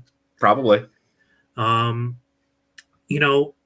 They would have a guy like that would pitch 6, 7, 8 innings. That would basically just throw a start. I want to think back to the game in Pittsburgh about 10, 11 years ago that ended 19 innings and was marred by that horrible call by Jerry Meals. It was Philly and Atlanta. And the losing pitcher for the Pirates, his last name was also McCutcheon, but obviously no relation to Andrew McCutcheon. He threw like 9 innings, didn't give up a run. And that was the only thing he gave up. So even 10 years ago, the game was played very differently, especially for games like that. And, credit Luis Garcia for the Astros going 5 innings in that game or something like that. But, I don't think that 10, 11, even 10, 11 years ago, I don't think they would have used as many pitchers as they did. Yeah. Especially in a 0-0 game. Yeah. Well, and that's the thing. Like, you look, Seattle used 10, 11 pitchers, 3, 6, 9. They used 10. And late in extra innings, you had a guy who only threw a third of an inning. Like, right. That's piss poor management on the part of. I understand that it's an elimination game. If you don't win, you're going home. That's a little different than a July game, but at the same time, I just think it's the way the bullpens are managed nowadays that kind of gave rise to the whole idea of the ghost runner. Yeah. 498 pitches thrown in that game. And one bad pitch. That was all it took. Yeah. It's crazy. Yeah. And that was like a 7-hour game too. I mean, the sun was setting in Seattle, I think, when the game was over. Yeah. And what's sad is they probably still closed beer sales after the 7th inning, so the poor Mariners fans had to watch the majority of that game stone cold sober. Yeah. And it was a playoff game. They're not leaving. Yeah. No, I wouldn't leave. It's their first game. It's their first playoff game in 21 years at home. They're not leaving. No, I wouldn't, especially given how much those tickets probably cost. Yeah. Oh my God, no. All right. So, guys, Yankees Guardians then that'll resume tomorrow now because of the rain tonight. Game 1 went to the Yankees 4-1. Game 2 went to the Guardians 4-2 and 10. Game 3 Guardians 6-5. Game 4 Yankees 4-2. The announced starters were Aaron Savali versus Jamison Talion. Although now that there's an extra day off, that may change. We'll have to wait and see. I'm sure nobody's going to announce anything until tomorrow for the pitchers. Who do you think is going to win Game 5?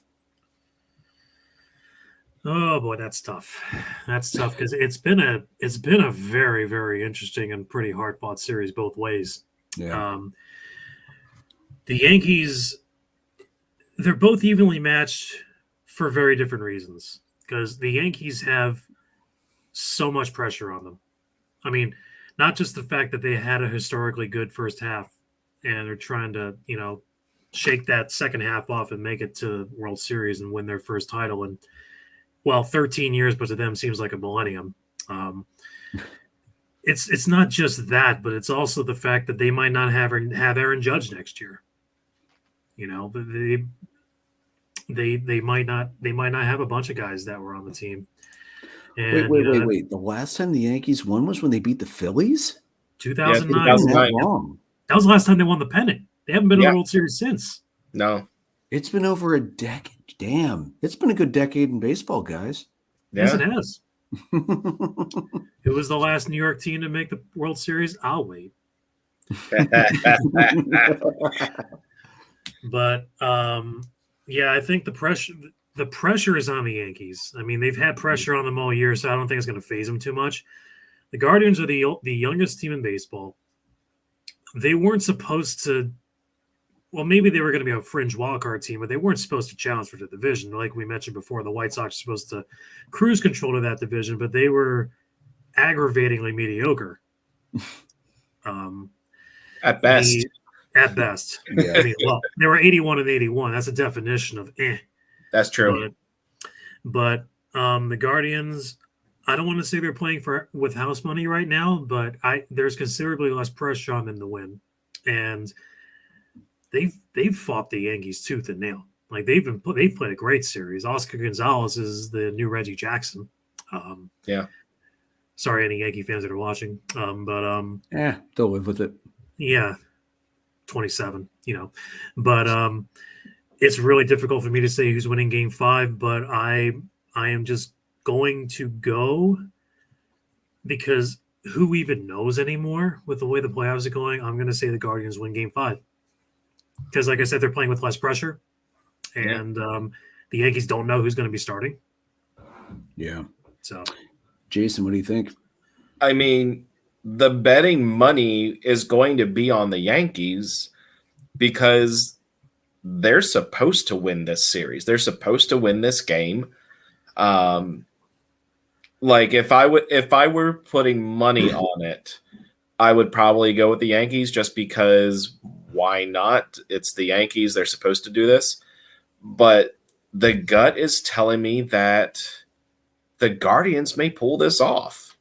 And especially if you can give Class A lead heading to the late 8th and into the 9th inning, game over. Yep. So, I mean, he's easily Edwin Diaz is amazing. I think Clase is the best closer in the league. For sure. So my heart is going to go with the Guardians on this one. I'm going to say exactly what I said on Jim's post on Huddle Up earlier today. I'm rooting for the Guardians, but I think it's going to be the Yankees. Yeah. Yeah. But I really hope it's the Guardians, so I at least have a team I can root for in the ALCS because I will never root for the Astros. And good God, if it's Astros Phillies, I'm not watching the series. It'll be like me last year. Yeah, exactly the same. I can't watch that trash heap of a series. The only World Series I would accept if the Phillies are in it is if they play the Guardians. Yeah. That would be a really good matchup. That'd be a really fun matchup. Oh, that'd be fun, yeah. Yeah. That would be awesome to see. Yeah, God, I can't stand the Astros. All right, so let's roll into the NLDS. Do we want to? Do you want to do it? Let's start with the Dodgers Padres. All right, we can knock that. Save the best for last, I guess. He's been waiting to do this since last year when the Braves won the damn World Series. So the Padres you have a ring, man.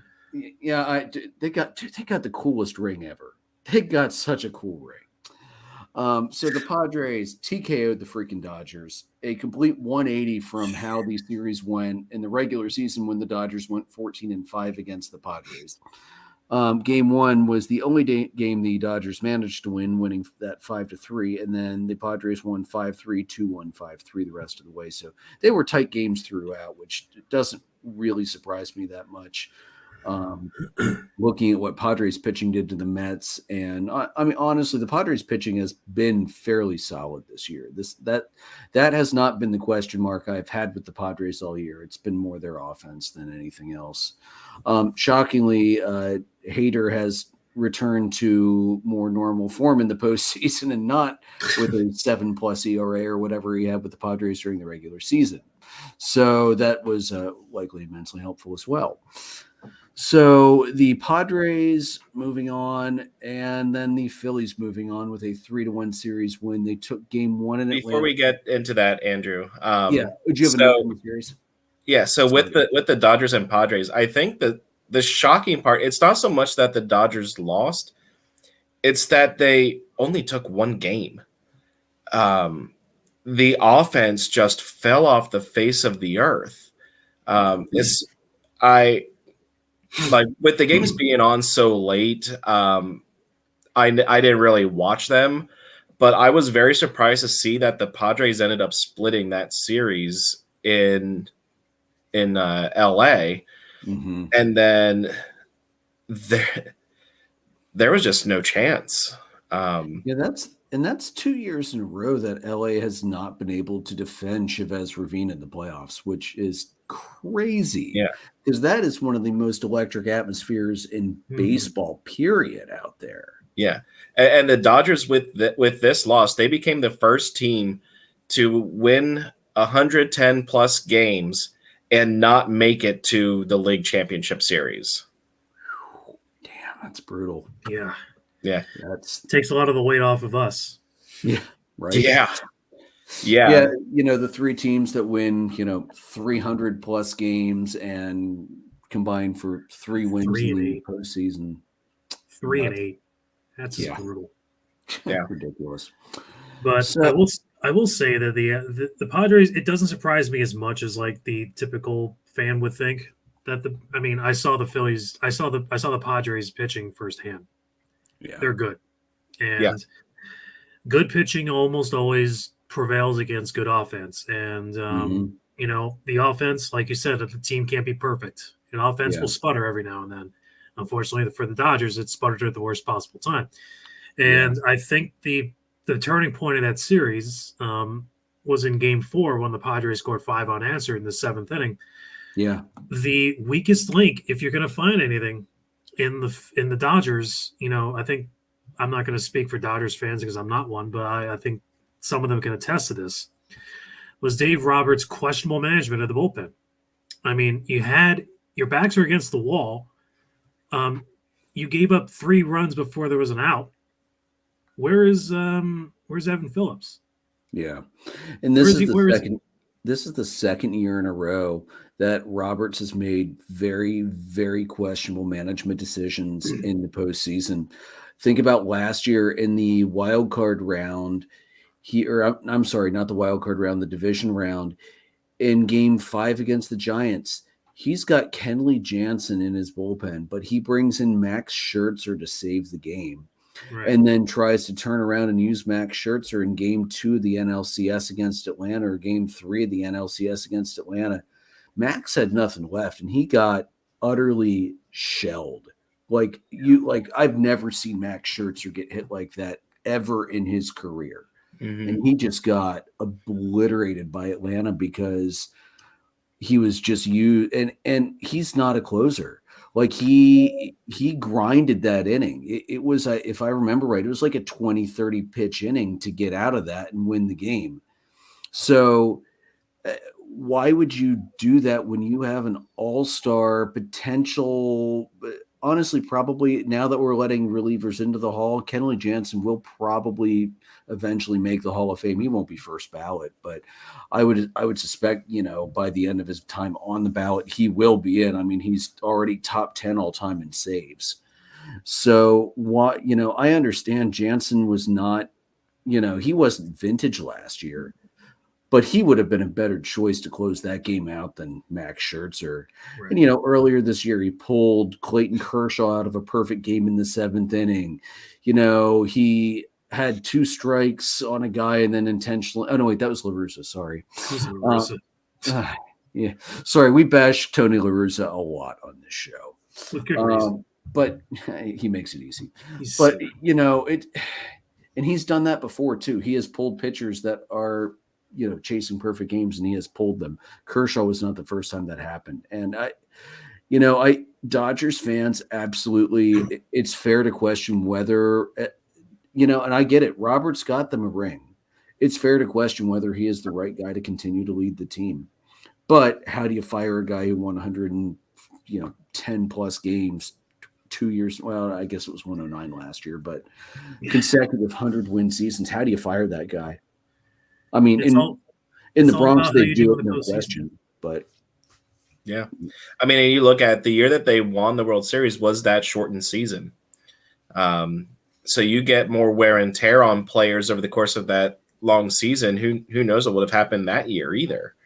My dad is a Dodger fan, and I asked him what his thoughts were, and he said that was one of the biggest disappointments he's ever seen and ever experienced as a Dodger fan.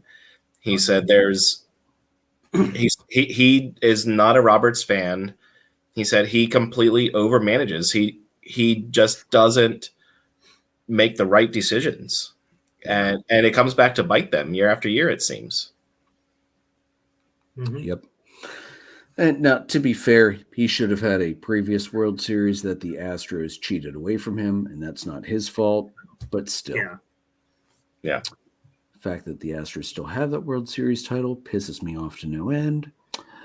And then Braves Phillies, it was a 3-1 victory in what was one of the worst scheduling bullshit series I have ever seen.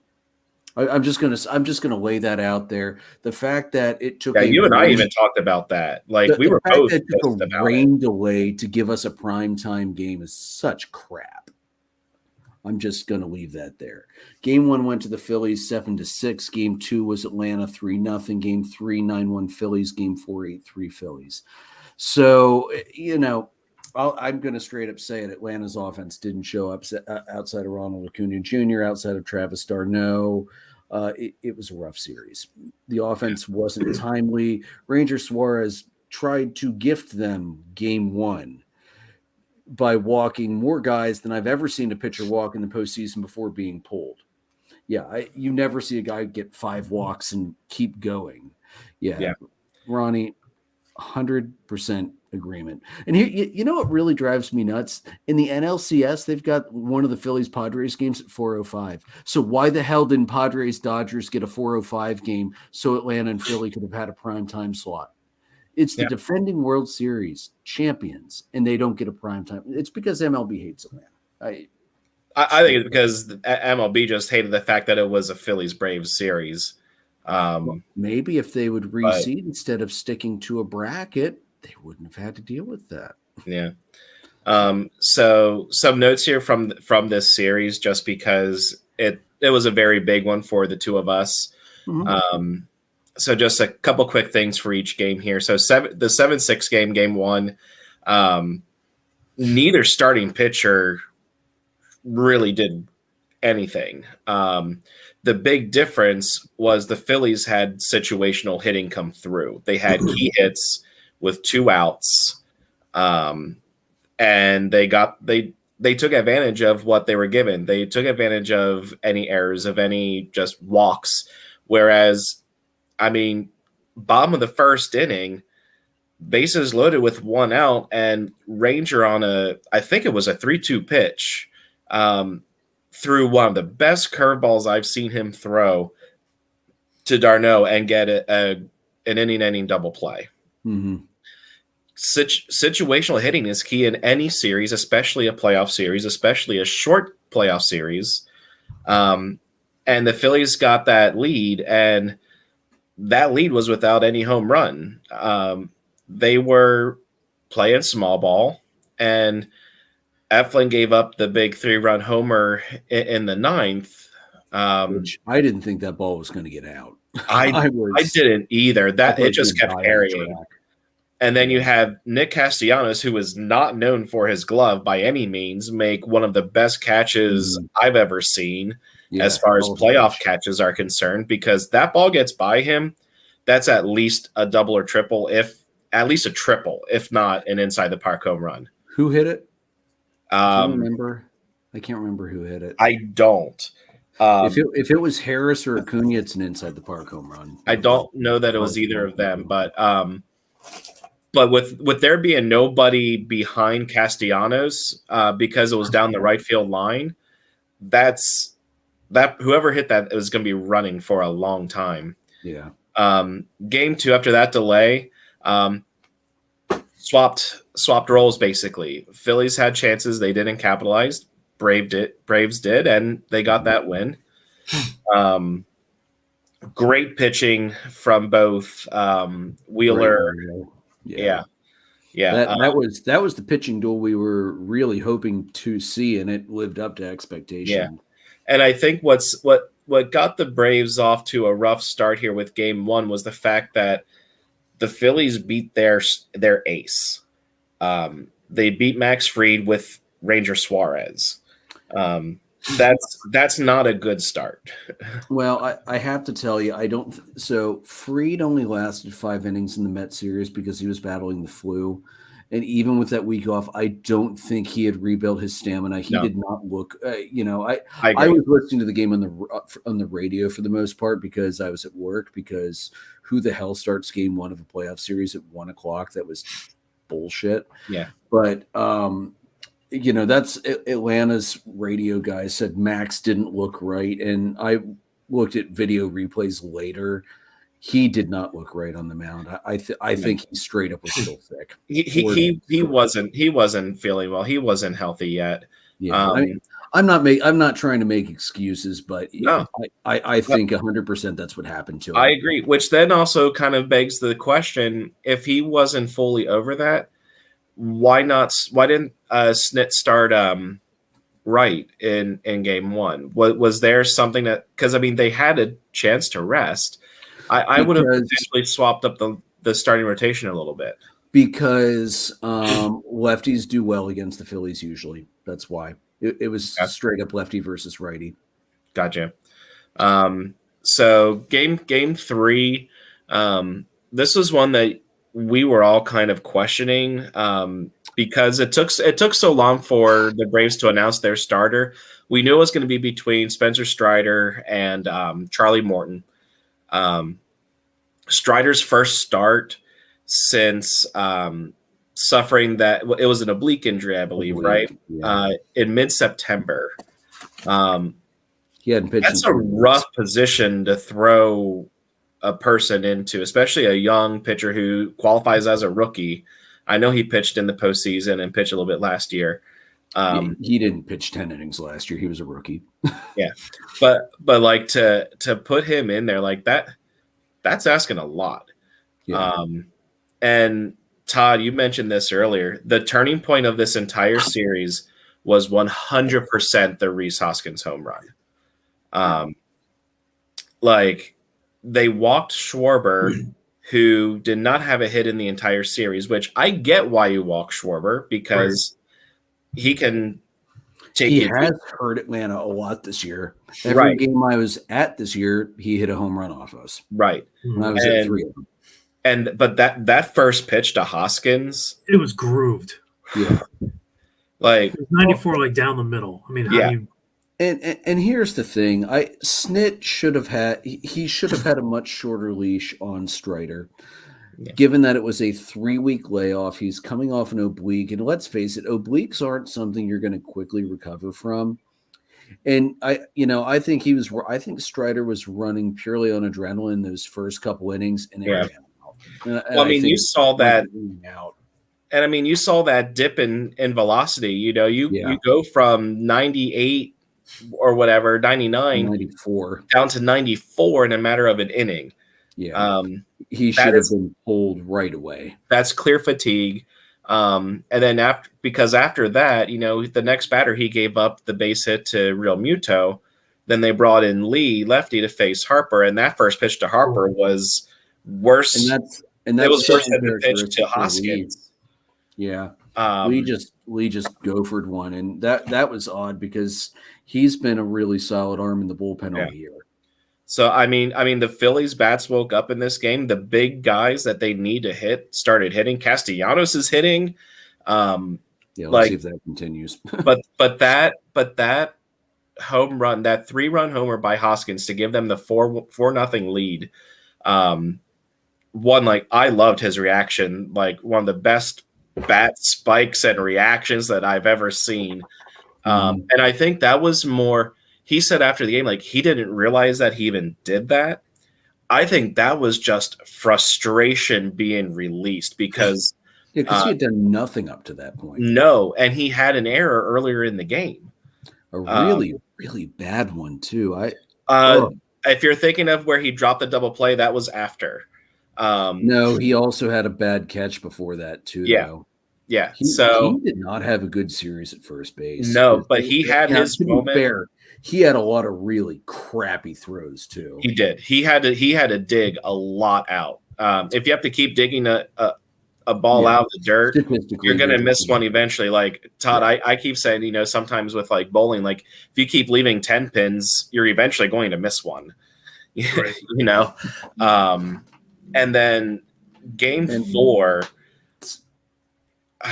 I was very surprised and pleasantly surprised at how Thor did. Noah Syndergaard getting the start, and they said he was going to pitch 3 innings, get through the lineup once, because after that, batting average numbers start climbing. And he had one mistake. Actually, it wasn't even really a mistake. It was just a really well-placed pitch that was he just got beat for that home run. But I said before the game, they needed Ragnarok Thor, not Dark World Thor. And I think they got the Ragnarok Thor. He looked great. But again, situational hitting.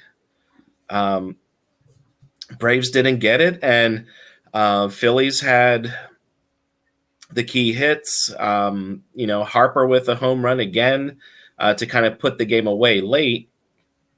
But the big thing here for me, which ended up being a bit of a turning point in this game, was the JT Realmuto inside the park home run. Ball hit out to center field, where the left center field fence is high, juts out before the short center field fence.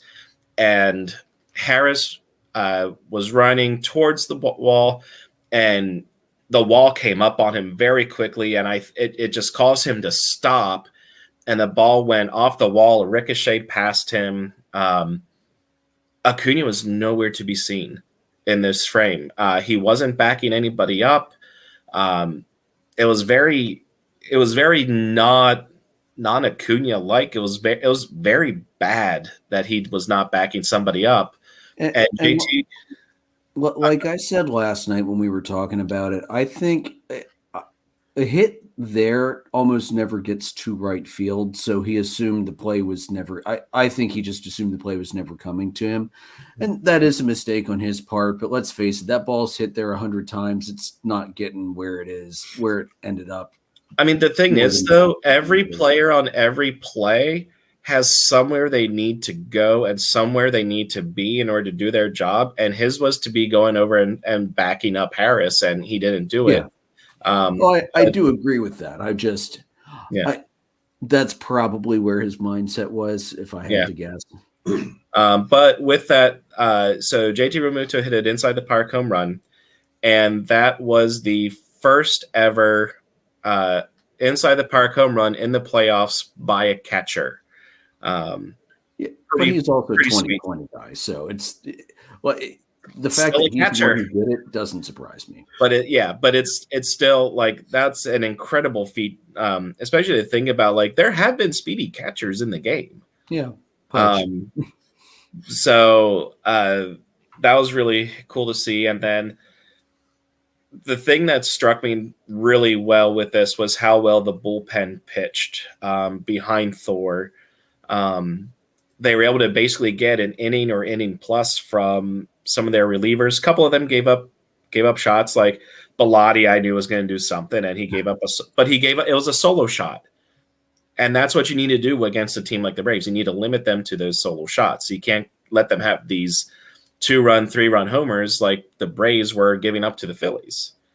So I mean, overall, like I'm so ecstatic about how this team is playing. And we talk about it often when we get to playoffs here, and it's not usually the best team that wins. It's the hottest team that wins. And right now the Phillies are hot, and it's going to be a hell of an NLCS because you have 2 incredibly hot teams that are going to be duking it out. Yeah. Yeah, absolutely. Yeah. Like I said, it was a disappointing fizzle out when Atlanta's offense basically, with the exception of Acuna and Darno, really didn't show up much in the NLDS. Swanson had a horrible series. Swanson and Riley were terrible.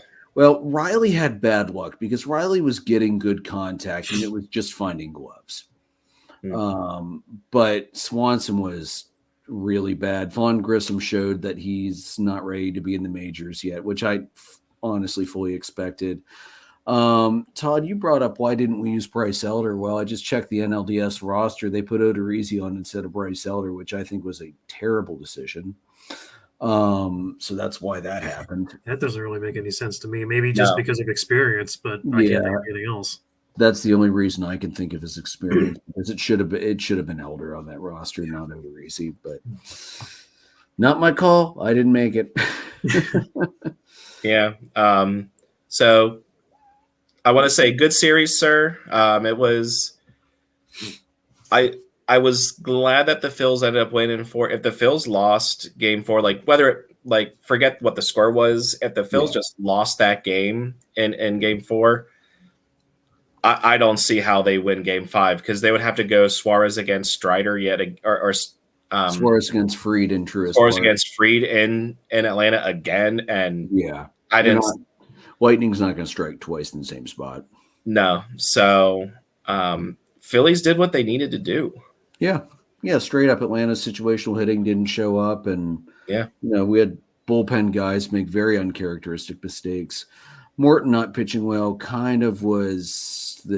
kind of been a story for a lot of this year, unfortunately. But next year he's going to be relegated to be a 4-5 guy, and based on how he pitched this year, he'll be fine as a 4-5 guy. He can't be a 3+ guy anymore, though.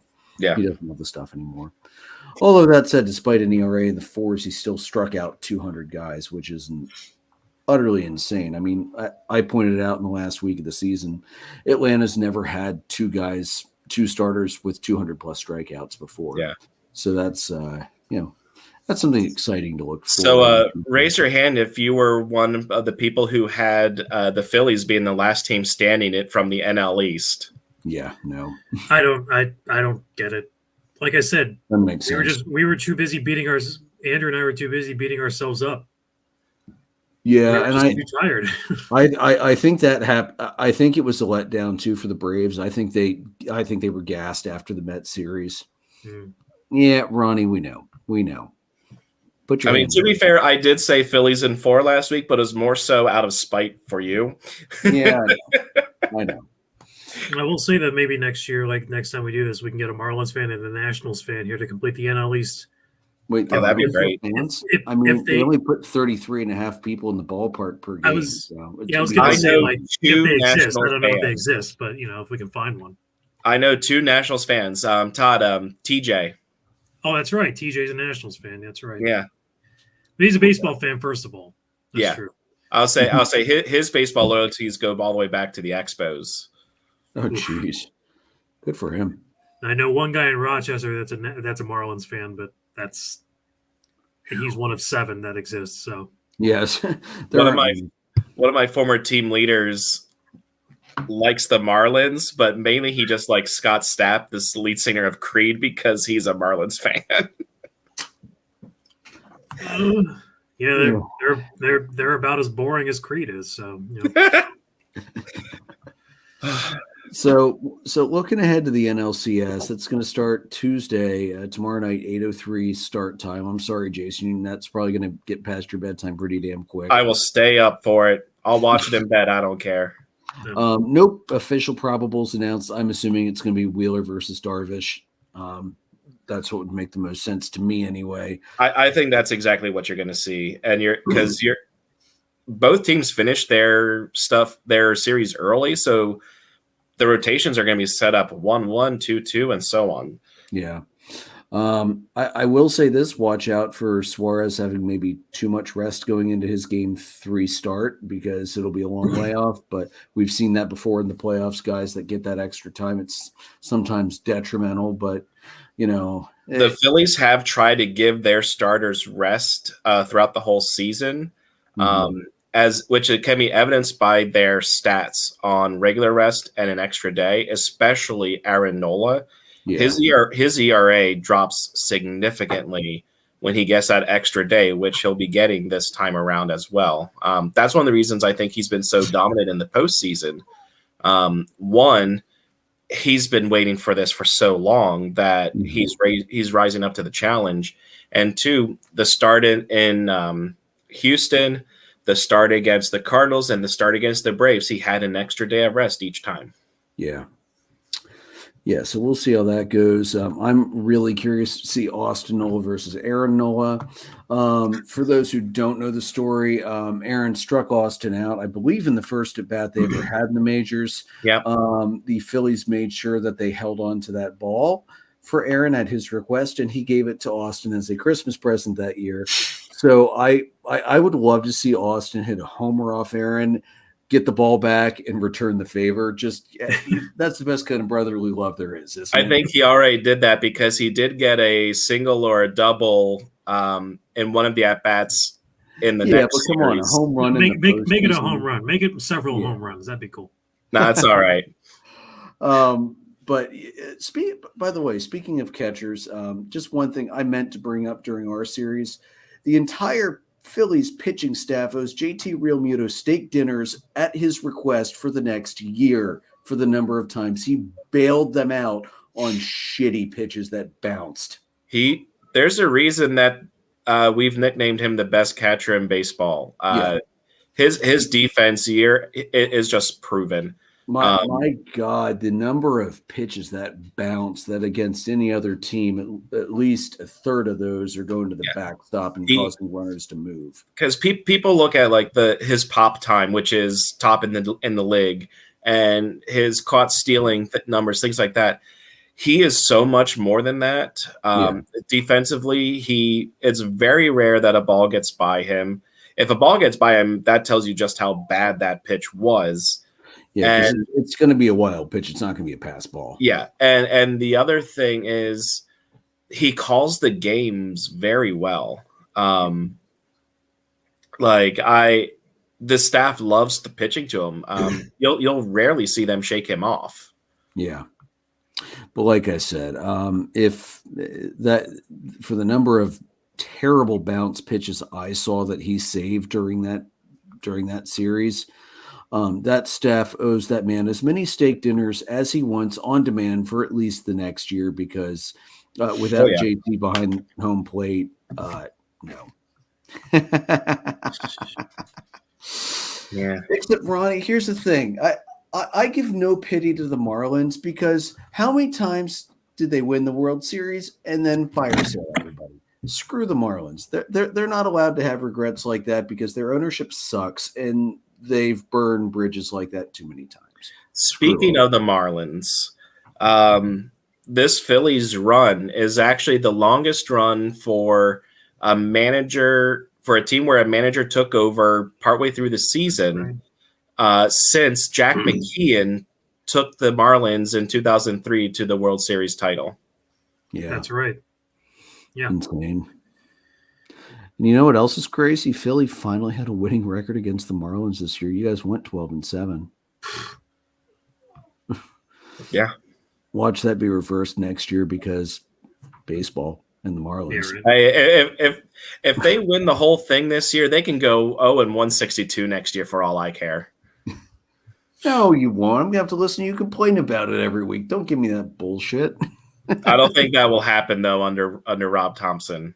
No, and great call by the Phillies bringing Thompson in as the full-time manager. Absolutely great call, as I mentioned when that happened.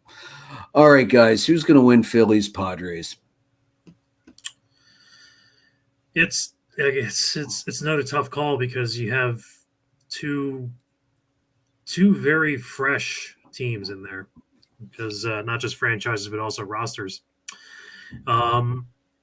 My honest to God edge is as hard as it is for me to say. I have to say the Phillies have the edge here. My reason being is because I'm not just trying to get brownie points from Jason here.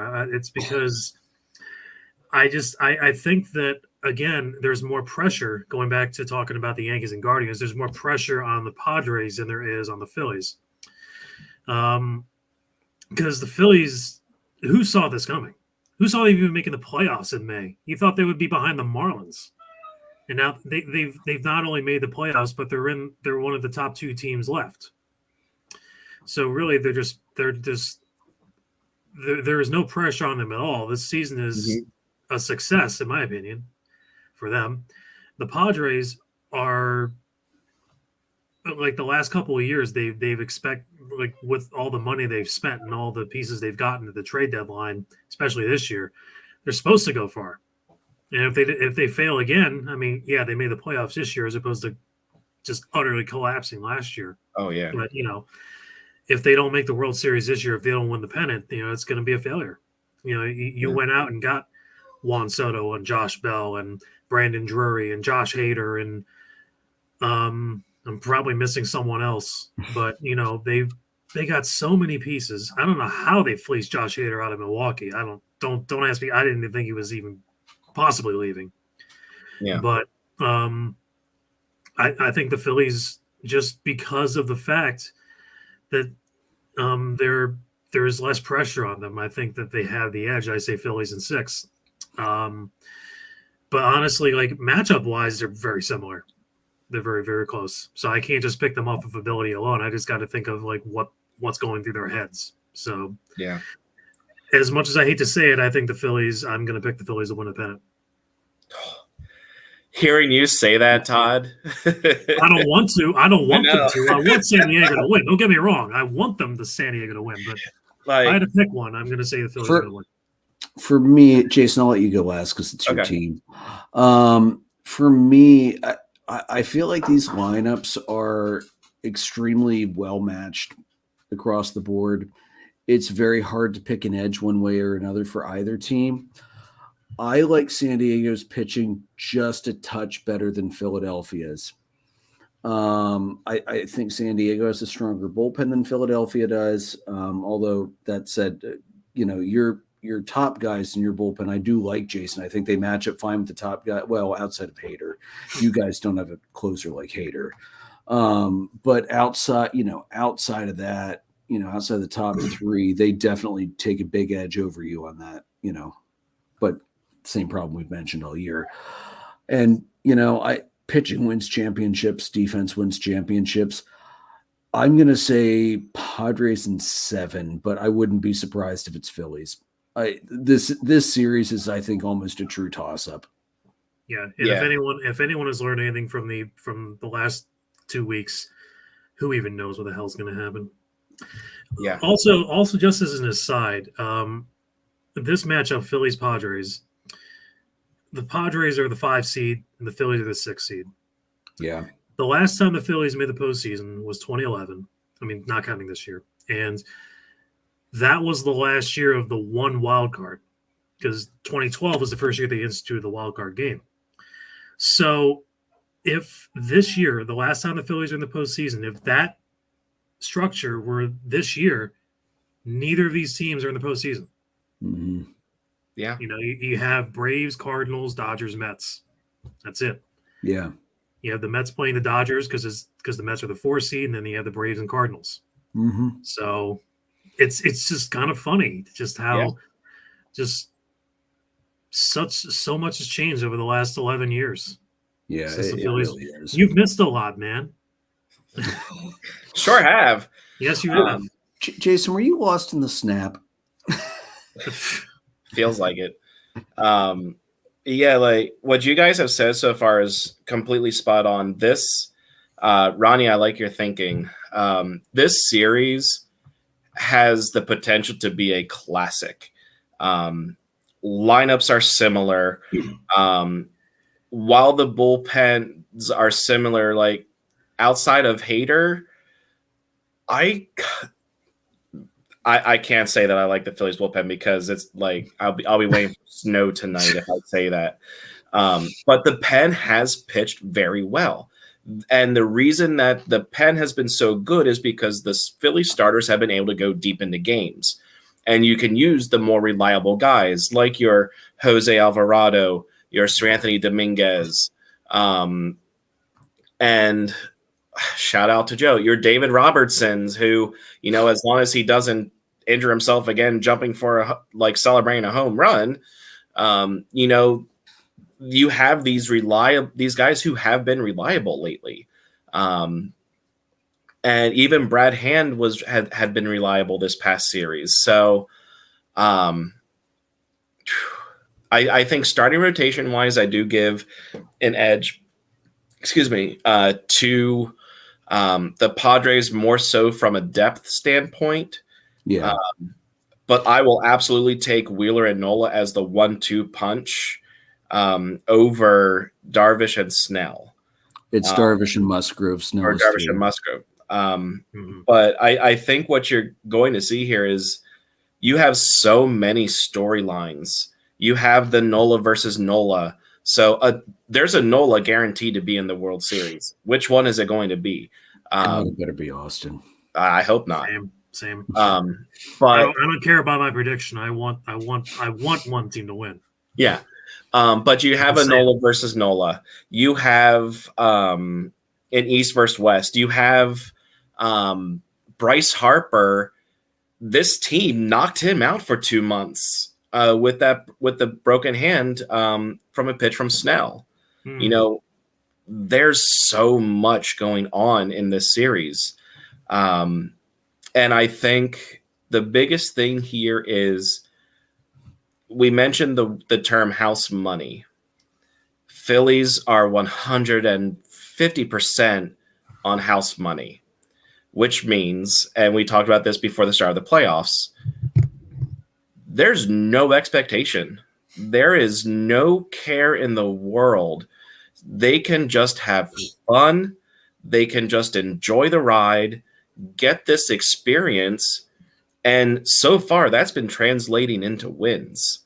That you've seen them play in loose. Like they're having fun. They're talking to each other in the dugouts. What you don't see, the intangibles here, you know, with the Cardinals series, with the Braves series, the Cardinals and Braves batters, when they're done with their at-bats, when they struggle, they're just back in the dugout. The Phillies batters have been telling each other what to look for, what they've noticed, and they don't have a hero mentality right now, which is weird to think about with this team because you have so many people that can be superstars when given the opportunity. They are passing the baton to the next guy in line, and it's working. I got to tell you, Jason, I think a lot of that's because of the Fox and FS1 broadcast, because when you watch the Braves for the regular season on Valley South and Valley Southeast, they're talking to each other all the time. It's not like that. I think Fox had some opportune times they would pan over the Braves dugout during that series. But I mean, like the thing right now is the Phillies are so relaxed and calm, and a lot of that goes to Rob Thompson. He has absolute control over this team. They trust him to make the right decisions. And I was watching the locker room celebrations, and I've never been more excited to see grown men jumping up and down to Dancing on My Own from Robin. I guess it's the Callum Scott version. But yeah, that to the point that now whenever they win in Philly, they're playing it over the PA system as a celebration, as they're playing Dancing on My Own. But this team is just loose. They're having fun, and it's translating into wins. So honestly, like Karen asked me after the Braves series, she said, "Are you going to be really upset if they lose this next round or don't win the World Series?" I said, I mean, I'm always bummed whenever my team's done playing, but this time around, no, because I'm not expecting them to win. I don't have these expectations. This season is already a massive success, because if you told me in June when they were 7 games under 500 that they're going to not only make the playoffs but make the league championship series, I would have laughed in your face. And so all that being said, all that said, because of the mentality that this team has right now, and because all that pressure is on San Diego, I'm going Phillies in 6. Yeah, And- I think it's safe to say this is not going to be a sweep. No, absolutely not. And I pulled up the top 3 guys after Hader, Jason. Nick Martinez picked up 8 saves, 347 ERA, 95 strikeouts, 129 whip. Luis Garcia, 3 saves, 339, 68 Ks, 121. And Robert Suarez, 1 save, 227, 61 Ks, and 105 whip. So, yeah, their top 3 guys can definitely match up with you guys pretty well. So it's The one thing to also remember here is the Phillies broke Hader in Milwaukee. they did, but They broke him. And it was I'm hesitant to say that that's going to continue again, though. You know, oh, I know, but I'm just saying, like, there's another storyline for you, because what will Hader's mentality be if he comes in? Not that I'm expecting him to be facing Matt Vierling, because I mean, it depends. I mean, but it's also possible because, you know, say Bryson Stott's up, or Brandon Marsh. You may see Thompson go to Vierling, the right-handed bat, to go against Hader. I mean, basically, Vierling hit the tying home run in the 9th in Milwaukee, and then the very next batter, Alec Boehm, went back-to-back with him. Like, this team broke Hader before he left Milwaukee. So, just another storyline. I'm not saying that's going to be the exact same thing. My hope is that they never have to see Hader because they're winning and they close things out. But I know that the likelihood of that is pretty much 0. yeah. But I don't care. I don't. When you're in the postseason, I don't care how heavily favored you are against your opponent. I never expect a sweep. No. yeah. But yeah, so I think I will be fine if I'm wrong, but of course I hope I'm right. I think I really want to say Phillies in 6, which is weird to think about. Piggybacking on the whole idea of the Phillies having a very, like, you know, house money mentality, their run this year reminds me of the Mets in 2015, when you know, it was their first time in the postseason in 9 years. They had a ridiculous last 2 months when they got Cespedes at the deadline and you know, chalked up their team with everyone else. And for those 2 months, it seemed like they couldn't lose. Yeah. And then you know, in the postseason, they upset the Dodgers, just like the Phillies upset the Braves. Then they go into the Cubs series. At this point, I'm just riding high. I'm like, oh my God, we got past the Dodgers. I hope to God we make the World Series, but you know what? Yeah. If they don't win, great series, great season. Cubs win the pennant. In your case, great series. Padres win the pennant. Doesn't happen very often. No. We go in and sweep the Cubs. We were just on cloud 9 right now. We were playing for nothing. Yeah. And the Royals beat us because they were a team that exposes weaknesses, and they exposed us in every way imaginable. Yeah. And I mean, and there's worse teams that the Phillies could lose to. Like, if they lose to the Padres, you know, hats off to the Padres. They get a chance to try and win their first world championship. Yeah. Exactly. I mean, they haven't even been in the World Series since '98. So, you know, you want to talk about hungry franchises for championships. Mm-hmm. I saw a stat that, this is what I wanted to think of. The other thing with these two teams is they are 2 completely different teams from the ones that met in the regular season. Because, you know, the Padres went out and they made those big acquisitions. So, you know, it's like, you know, the Padres are very much improved, even though they don't have Fernando Tatis Jr., which I just find to be hilarious that they're doing this without him. But the Phillies are much deeper. Do you guys want to know who the 4th and 6th batters were in their last series against the Padres? Let me guess. Let's see. Probably Boehm would have been 6, or actually he might have been worse than that back then. 4 was supposed to be Castellanos, but wasn't he injured? So it was. No, he wasn't injured then. That was when he was slumping. Number 4, your cleanup hitter was Didi Gregorius. Oh, Jesus. Your number 6 batter. I forgot he was a Philly. Right? There's another one who's going to get a ring if the Phillies win the whole thing. Can I guess? Bradley Zimmer? No. Okay, wasn't that bad. Odubel Herrera Oh, that guy. Jesus. was the number 6 batter. That's wow. And who is? And the Phillies won the season series with that. When did they finish the series up? June? It was June, I think. It was well before Yeah, the it was trade pretty deadline. early. Probably Okay. around the time that we played them in June, because San Diego's probably facing all the East teams at home. Yeah. Yeah, that makes sense. But yeah, so I don't know what's going to happen with this series, but all I know is both teams are drastically different. yeah.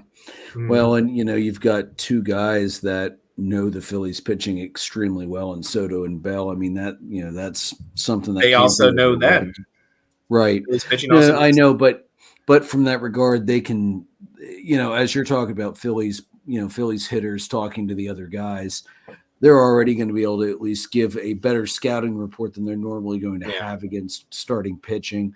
Well, let's face it, Jason, Josh Bell kills you guys every time he faces you. He does. So he's going to be, I think he's going to be the biggest key for the Padres in this series. Well, yeah, I know, Ronnie. I know Soto does. He kills everybody. But I'll kills say he everybody. just hits everybody. As But far Josh as like Bell is actual more in Phillies particular. killers, it's Josh Bell. Yeah, I think Bell is going to be the biggest key to this series for the Padres to beat Philadelphia. Is they need him to do what he does against their pitching and be hot. It's also going to come down to the 7, 8, 9 hitters again. Yeah.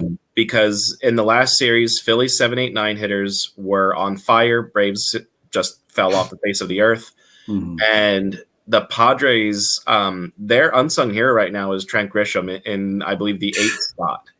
Yeah, He So- killed the Mets in their series. He killed them. And he killed the that was Dodgers. nuts. That was Yeah. nuts. So I think it's going to see which team has the full lineup supporting each other. Yeah. Yeah, this is honestly, I think, one of the hardest series to predict. Seriously. I'm so excited, like not just from the fact that I'm a Phillies fan, but I'm excited to see two different teams playing for the pennant. If you're a fan of a neutral team with no rivalry with these two, this has got to be a treat. Has to be. It goes back to why I really want to see the Guardians move on, so I have something Yes. I can root for. I don't in want the to see Yankees ALCS. Astros. The world doesn't want to see that. Well, the big market teams want to see it, but no, I don't want to see it. No, Ugh. Although I do sort of feel, how bad it makes me feel, like how bad it has to be for me to feel bad about the Yankees losing at 17 and 19 of those teams. That's bad. Yeah. But I That's still don't bad. want to see it. I want to see Well, my hope is Guardians and Padres, but that's just me. And that would be a fun series too. That would be a really intriguing series. Guardians and either of these two teams is going to be a good series. I definitely worry for the National League representative going against the Yankees or the Astros. Yeah. Yeah, I mean, the reason Atlanta did so well last year was they had the pitching to neutralize the Astros. Yeah. I don't know that either the Padres or the Phillies have quite enough pitching to neutralize the Astros, especially if Jordan gets hot and stays hot. I feel 'Cause like that was the other Astros thing. lineup- Jordan wasn't he did well in the World Series last year, but he wasn't playing out of his mind like he is right now. If he was, that would have been very, very different. Yeah. Plus, keep in mind too, the Astros didn't have McCullers last year. He was hurt before the World Series and was never a factor. So that was also a massive help to not have to. Well, granted, we only got 2 innings out of Charlie Morton, so I feel like that was a fair wash. Yeah. I mean, and the thing for me is like, if the Phillies make it to the World Series, I don't want to see them lose to the Yankees again, because the last time they were in the World Series, that's exactly what happened. I don't So- want to see them lose to the Yankees either, because that is the worst matchup for me, period. I remember that. If I have to remember listen to my 09. mom crow all off season about the damn Yankees winning another World Series, I might put my head through a window. Todd, I remember 09. My first thought after it was Phillies Yankees, before anything else happened, I think I went to Facebook. I was like, well, what kind of hell is Todd in right now?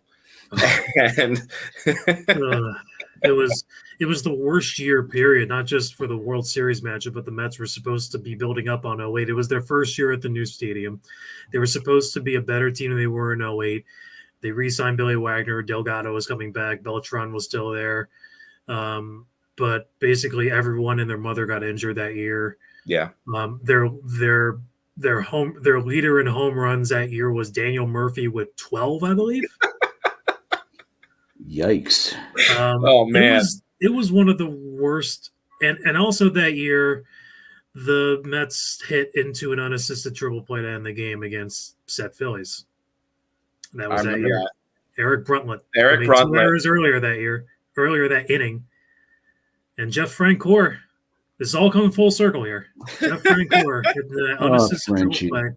Oh, I remember that. Snags the line drive, steps on second, and tags the runner because they were all moving on the play. And I remember where I was. That's one of those sports moments you knew exactly where you were. I was standing. It was in between rounds at a PJBT, a blue ball. That's an old-fashioned sentence. And it was right when Matt was about to announce the results, and they had the Phillies-Mets game on there. And I saw him hit that screamer, and I'm like, game is tied. And then he caught it, and I'm like, no. And I'm like, well, everything else has gone wrong this year. Why not this? Sheesh. Let's forget that year ever happened, bro. It was terrible. Yeah, I mean, we all have years like that. I mean, for me, it was 2011. One of my best friends growing up had just died, actually, and he and I, in the summer, we were over at the Lidded Cell playground throwing our arms out playing baseball. Also, like he died in was it September? Was it early August? Anyway, once that happened, the Braves folded, and I was like, I can't watch baseball the rest of the. It doesn't happen often, but I did not watch a single inning of postseason baseball that year or anything else. So you have years like that. Yeah. Oh man. So yeah, that's what's coming up. I say let's try and predict the ALCS, but I'm not gonna. What's the point? We don't even go Guardians. Yeah, go Guardians. Yeah, I'm all in on the Guardians. Screw the Astros, and if it's Yankees Astros, what the fuck? I have to root for the Yankees. That's in that case. That's. I'm gonna root. I'm gonna root for both stadiums to get infested by rats, be shut down by the health department, and neither team be able to play a game. And just that's how I felt with the Phillies and Braves. So I feel you. Yeah, the only person I would be pulling for with the Astros would be Dusty. Yeah, I'd be okay if Dusty got a ring, but otherwise, no. Yeah, screw the Astros. Go National League. Yeah. But I will say, though, the Astros are going to be very difficult to beat just because of the fact that not only are they the best team in the American League, I don't think pressure applies to them because they're all the people that were there during the whole crap are all jaded right now. Yeah. And everyone else that's really good weren't a part of it. So they're just kind of playing and trying to and they're all really good. So yeah. I feel like the Astros I think the Astros had the advantage over the Yankees or the Guardians, but I agree. I hope I'm wrong about that. Hey, we'll see how it rolls. Yep.